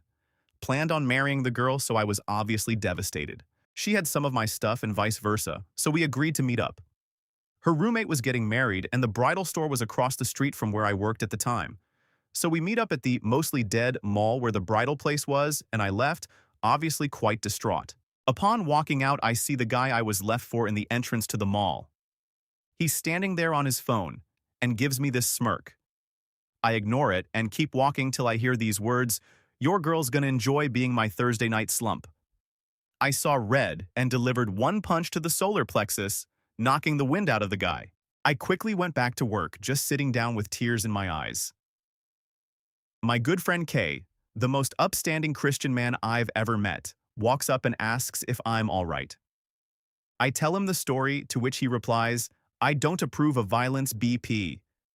He then gives me one of the biggest hugs in my life and whispers, "But I'm proud of you." I end up crying again as I felt such relief. Doesn't sound like much, but it's burned into my memory and felt like sharing. Story 136. We had a platoon leader, think middle management, who was chill as. He was always looking out for us and gave us more slack than most people in his position did. One day, someone up bad. I'm not entirely sure what. I think maybe a DUI or something similar. This squad leader was approaching it very civil and straightforward, until the guy who got in trouble started to argue how it wasn't his fault. Our platoon leader lost his. I remember thinking how badly I would feel if this guy, who everyone respected so much, tore into me. Well, when the guy getting yelled at started to cry, we all realized he felt the same way. Story 137. My aunt is one of the nicest and most calm people you'll ever meet. Well, I learned the hard way that usually means they aren't somebody you want to get angry. So I was sitting in the car and was mad that we went to the grocery store instead of the water park. I was 8 and just experienced freedom from my terrible parents, and it was getting to my head. So after about 5 minutes of me and my 2 siblings screaming and crying in the middle of the parking lot, she whooped our asses in front of everyone, security camera and all. Someone looked like they were going to approach us, and my aunt was like, "Fucking call CPS, you got a problem?" And she walked away really fast. That's when I learned not to off Aunt Nini. Story 138. We had an autistic kid named Dave in our school who was as nice to everyone as can be. One day, the captain of the school bags was giving him a hard time. He was trying to make fun of him in such a way that he didn't realize it. Eventually, Dave realized what was happening and got confused. They kept prodding him, and then before anyone could react, Dave had him on the ground, fully mounted, raining blows down on his face. Literally no one tried to help him until the coaches came over. It was like prison. Story 139. Another incident happened to me in high school, but this time it wasn't my elf, but my dad. I'd been taking guitar lessons at this place nearby. Their policy was 22 a lesson, with an extra 44 safety deposit in case you missed a lesson. In freshman year, I was going across the country for 2 weeks, so I wouldn't be able to take lessons. They told us that we'd have to end our contract and re-enroll in the program to set up new dates. This was about 2 or 3 years into the lessons, so we hadn't really thought about the deposit. When I got back from my trip to Colorado, they told us we needed to pay for the 2 lessons I missed, despite telling them a month in advance I wouldn't be there. It took some time to process, but eventually we put 2 and 2 together. What was the extra money for if not to cover weeks that I wouldn't be there? And why were we paying for 2 weeks we weren't there and had to pay for other weeks I missed with that deposit down? And why did we even have to re-enroll? My dad stormed in there, shouting at the manager about what a ripoff this was. I just sort of stood behind him, pretending I wasn't there, so I didn't really catch much of it. The manager stood his ground and tried to give a how bunch of about how we're misunderstanding, and that's not what the other 44 was for. But my dad wasn't having it, and we left without paying for that lesson that I took. or the 2 lessons we owed. And I never had to take another lesson again. Story 140. I used to work at a Total Wine. One of the guys at the register was pretty cool, quiet, funny, and was always upbeat. Didn't complain over getting the most menial tasks and took a lot of for it. Guy in his line freaks out at him, cusses him out, called him names and ended it with "read a book, you fucking retard," then leaves. Coworker smiled, handed him his change and a have a nice day, gets on the mic and says, "Need 2 minutes for the restroom." He beelined it to the back room with empty wine boxes, and then smashed the out of anything in reach, including those big wooden ones. Someone said he snapped some of those planks over his knee. When he was out of steam, he went back to work in line, back to, "Hi, how are you today? Did you find everything?" At close, I helped him clean up that mess into the dumpster. There was quite a lot. Story 141. My dad. We were getting off a cruise ship, and some employee comes racing through with one of those big luggage carriers. Knocks my little brother 10 flat on his rear. My dad grabs the guy by the shoulder to talk to him. The guy brushes him off, and my dad spun him around and laid into him. Never seen my dad that mad. The employee eventually apologized to my brother, and we never spoke about that again. Story 142. My high school swim coach. You could describe him as a hippie who didn't smoke weed, served his time in the military, and found that being a swim coach was the cushiest job he ever had. Coach never yelled, never got mad. As long as he had his tuna salad for lunch and the pool wasn't having problems, he was cool. Dude even rode his bike to work, which was 13 or so miles away. Every day, so. A couple of people on the team refused to practice and instead acted like D-bags by harassing Coach. It was funny at first, but then it got a little too personal.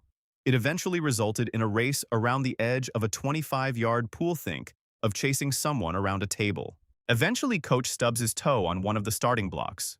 He pauses, and then launches into a viscous tirade about his time in Vietnam, how those gooks deserved it, how he should just probably get a lead pipe and beat them until there was an unidentifiable pile of meat on the floor, and how they were destined for an afterlife of never-ending pain as they get a suntan burning forever. It was like a God Vietnam flashback. He retreats to his office and slams the door, while also turning out the lights in the pool area. He didn't show up to work the next day, and we were all told by another coach that previous to the outburst, he had just found out his mother had passed. I never had a problem with Coach, and a lot of us former swimmers remember him fondly RIP, but those asshat kids got what was coming to them. Allah, how the does someone get an F in swimming? Coach, I miss you. Story 143. Thanks for asking this question and giving me the opportunity to talk about my stepdad. He married my mom with 7 kids. When I was about 7 or 8. I never really called him Dad. He's always been Alan to me, but he's really the only dad I've ever had. My supposed real one left when I was about 4. Anyway, one time, Alan, one of his friends named Mike, my best friend named Rusty, and I went canoeing down a local river when I was about 13 or 14. It's a popular thing to do in the Midwest. I was in the front of Alan's canoe. Rusty was riding with Mike. Alan didn't really like Mike all that much, but he wanted to take me and Rusty on a canoe trip, and Mike was the only friend with another canoe who was available that weekend. Alan has always been very mellow, smoked pot, this was back in the late 70s BTW, and just a nice guy. However, he was a big dude, probably 63, 250-ish. Oh, and he was a Golden Gloves champion boxer back when he was a teenager, so noon really messed with him. But he could take care of himself if they did. Honestly, though, I've never seen anyone mess with him, because he's just a really nice guy and they're all probably a little afraid of him. Back to the story. We're canoeing down the river, and several times Rusty moves wrong or does something and their canoe flips over. Not sure what was going on. Rusty was pretty athletic, more so than me, and wasn't being a "ats." It was just accidental. We could tell Mike was getting pissed, though. We stop for lunch, and Alan and Mike smoke a joint and drink a couple beers. Then Mike pulls out a pistol and starts shooting frogs and whatnot. All of a sudden, he points the gun right at Rusty and says something along the lines of he should shoot him in the face for flipping their canoe. I just freeze internally. I'm freaking the out. Alan just calmly tells Mike to quit around and let's get back on the river. Mike puts the gun away and we start loading up the canoes, and Alan tells me and Rusty to switch, so I'm riding with Mike. Of course, me and Mike don't flip, but Rusty and Alan flip once or twice the rest of the trip. So, how canoeing down the river works, before I tell the next part, is you drive two vehicles to the ending spot, leave one vehicle there, and take the other vehicle to the starting point with all the gearboat sec. When you're done, you load everything into the left vehicle and drive back to the starting point to pick up the other vehicle. Luckily for us, we had left Alan's truck at the ending point, so we pull the gear and boats out of the water and up the hill to the road. Alan tells me and Rusty to get in the truck and be quiet. We watch them load all the gear into the back of the truck. Alan told me later he made sure Mike's gun was in the gear in his truck, and then they tie Alan's canoe to the top of the truck. They grab Mike's canoe and start to lift it up to the top of the truck, and suddenly Alan throws it to the ground on the side of the road. He doesn't really say anything. Then he squares up with Mike and they start fighting. Alan kicked the out of this guy and tells him to never point a gun at a kid again, or hell shove it up his. He gets in the truck and drives off, leaving Mike bleeding by the side of the road in the middle of nowhere with a canoe. Rusty and I just sit quietly and enjoy the ride home. Story 144.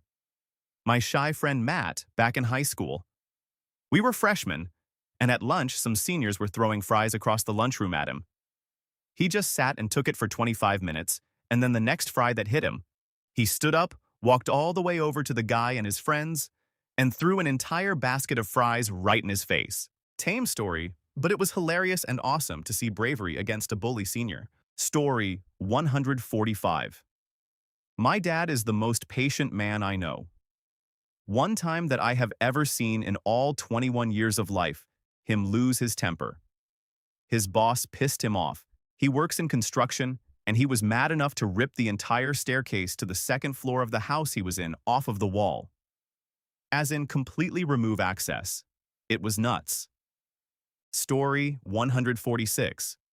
In high school, we had a friend who was the quiet guy.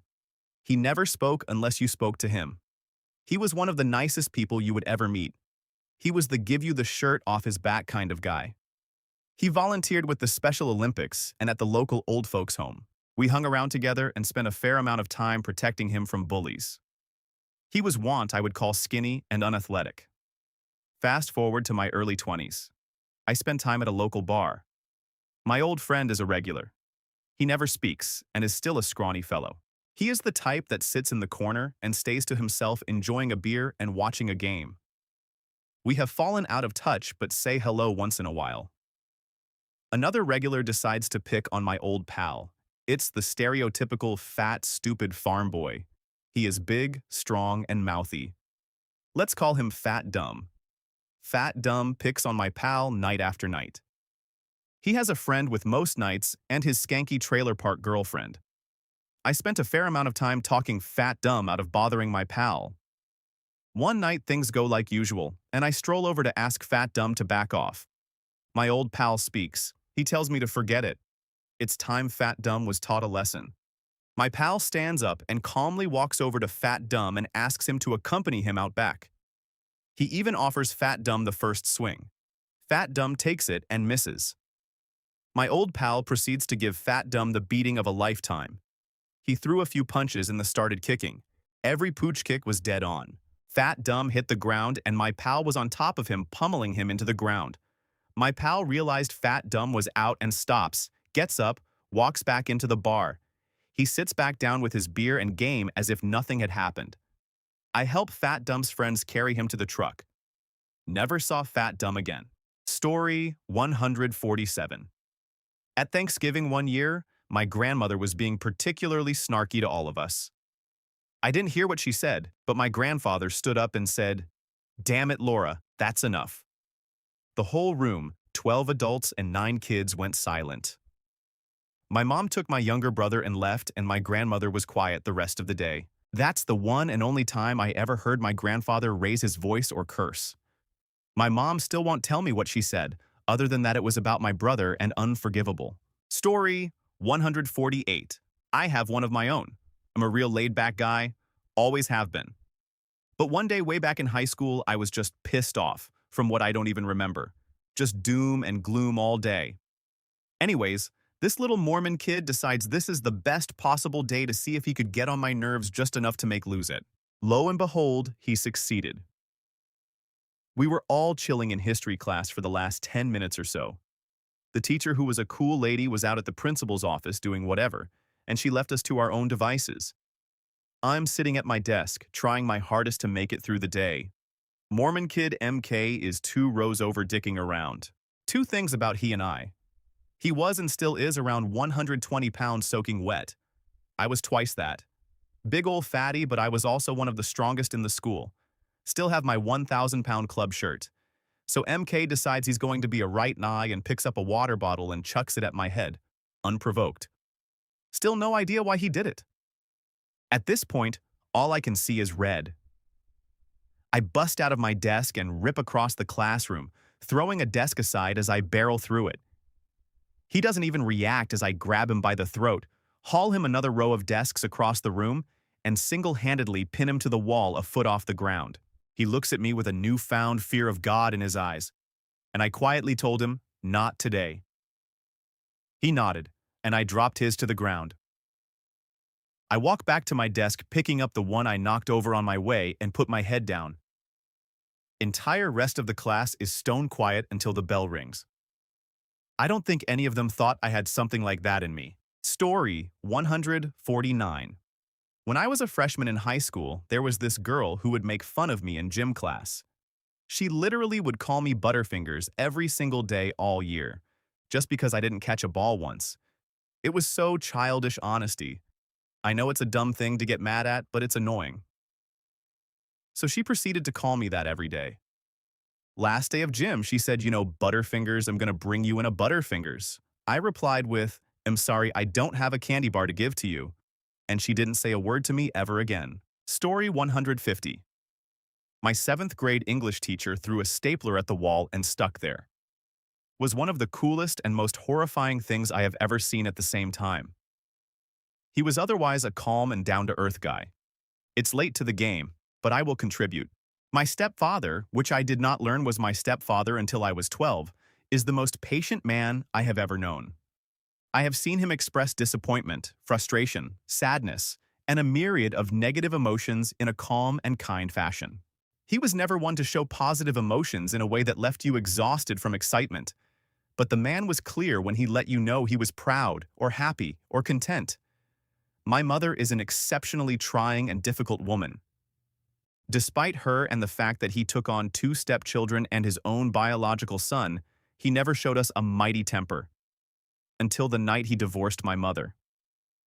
I honestly had been gone most of the evening, so I don't know how the trouble started, but I came home around 2100. My mother and stepfather were in the kitchen, and I had gone to my and my brother's room. I heard frustrated mumbles and grumbles coming from the kitchen, then my mother screamed at him. He held it together, then I heard a glass crash. Then I heard him scream. And the smashing began, followed by a slammed door, a car engine coming to life, and the taillights shrinking down the street. She had thrown a glass of orange juice at his head.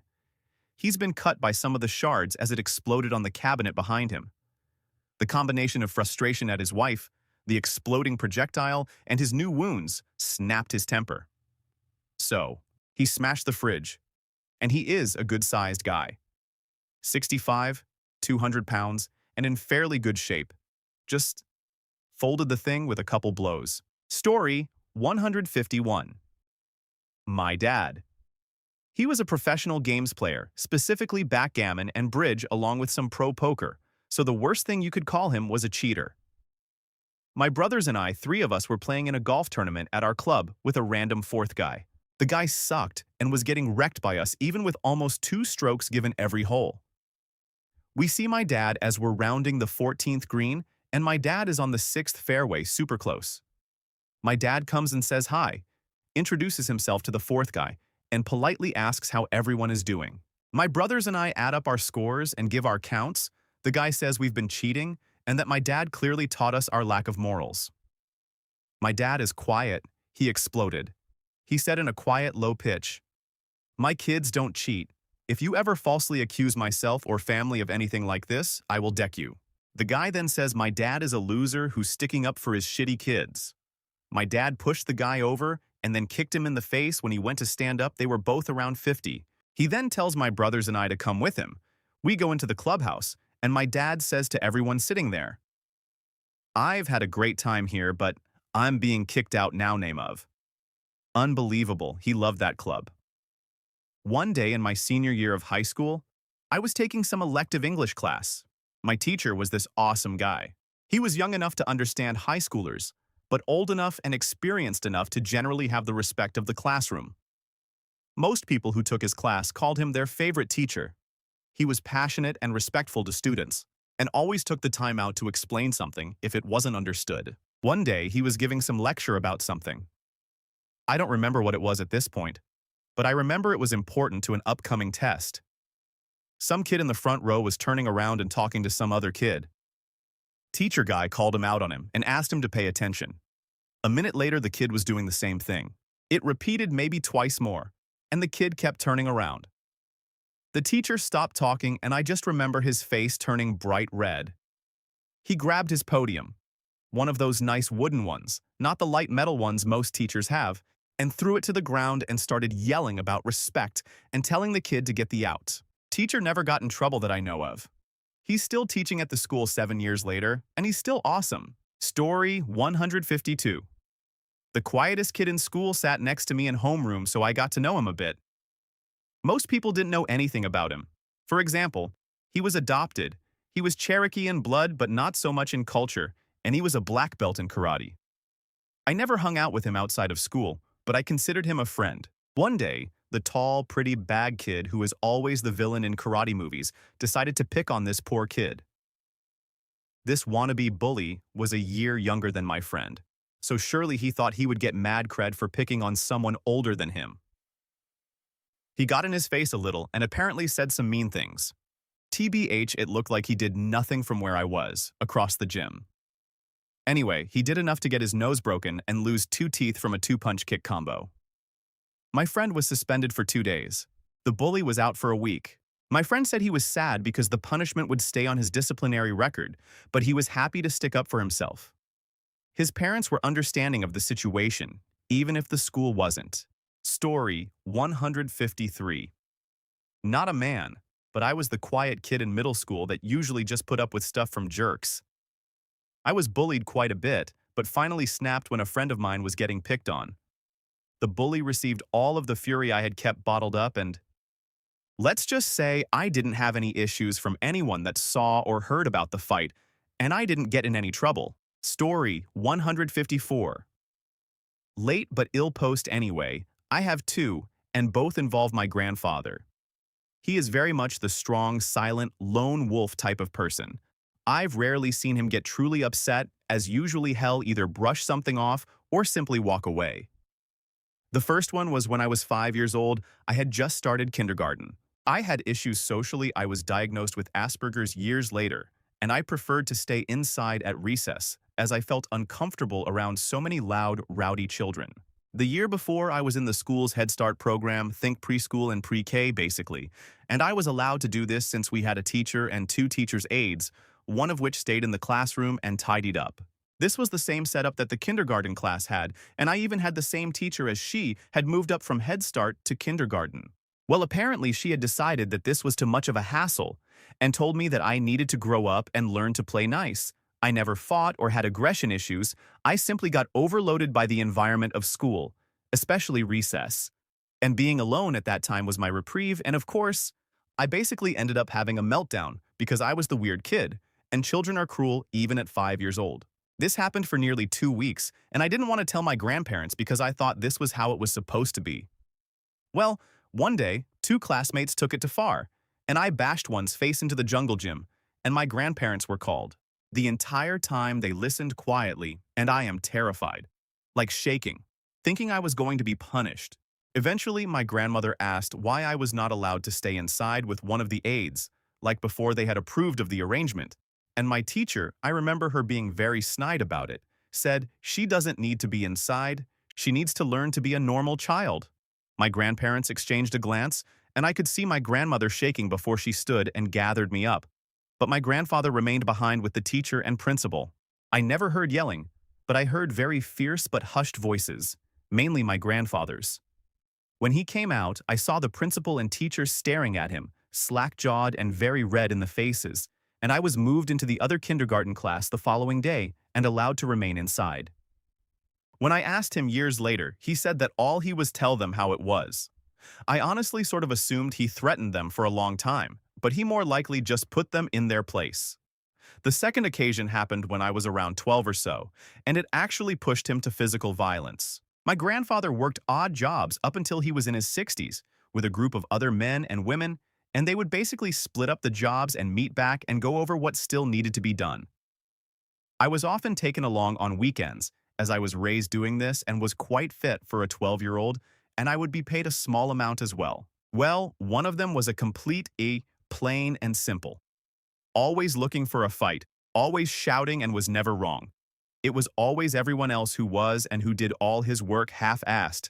Well, one day he brought his teenage son along, why I have no idea, but he did, and he sat around and did nothing, and several of the other men teased him about his son being outworked by a girl me. Well, this pissed him off past the breaking point apparently, and he charged up to my grandfather, who hadn't said or likely even noticed a single word of any of it, and started screaming in his face, pushing him, cursing, etc., etc.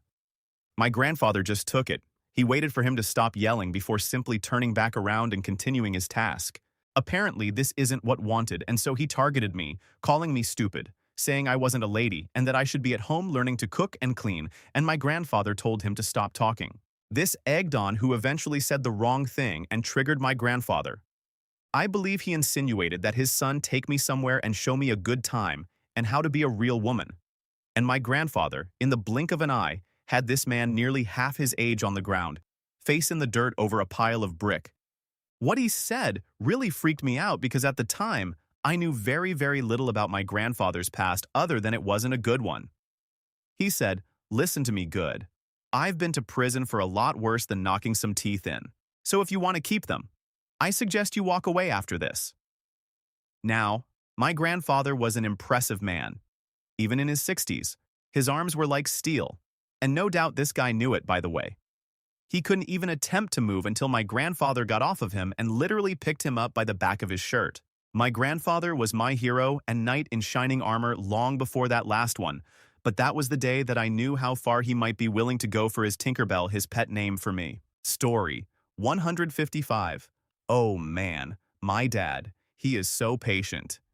He doesn't curse, he's extremely Christian, and is selfless to the point at which it's been affecting his health. He's been slowly getting a bit less patient as he gets older, but he'll never forget the airport parking ticket incident. I was probably around 11. We parked for a second in front of the place where they weigh your luggage where it says no parking, but everyone parks there for an approximate time of like 1 minute. My dad parked, car still on, and gets out. He starts helping me and my recently diagnosed with multiple sclerosis mother get our bags out of the car. He walks about 5 feet away from the curb to set them down when a tow truck comes and starts hitching up our car. Mind you, he had walked 5 feet away and the car was still running. We had been parked for maybe 30 seconds at this point. My dad usually just speaks a little louder when he's angry, but even then, he still maintains a calm demeanor. Not this day. Oh no, not this day. He walks over to the guy who's hitching up the car and begins to scream at him. "Are you serious? I walk away from my car and you start to tow it?" The guy tries to explain to my 64, 350-pound father that my dad was parked in a zone where there's no parking. But my dad continues to scream.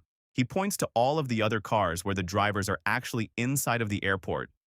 Why not those cars? The driver of the tow truck comes out and hands my dad a ticket. You know what my dad does? He rips the ticket up and throws it in the guy's face.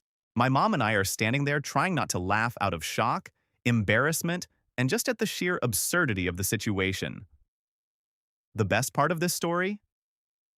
This is one of the airports near New York City, and a ton of Asian tourists had just gotten off the bus to get on their plane. They all take out their cameras and start taking like a ton of pictures of the incident. Oh man. I wonder how many families have pictures of my fat, angry dad on their computers, saying, "Look, this is the angry New Yorker."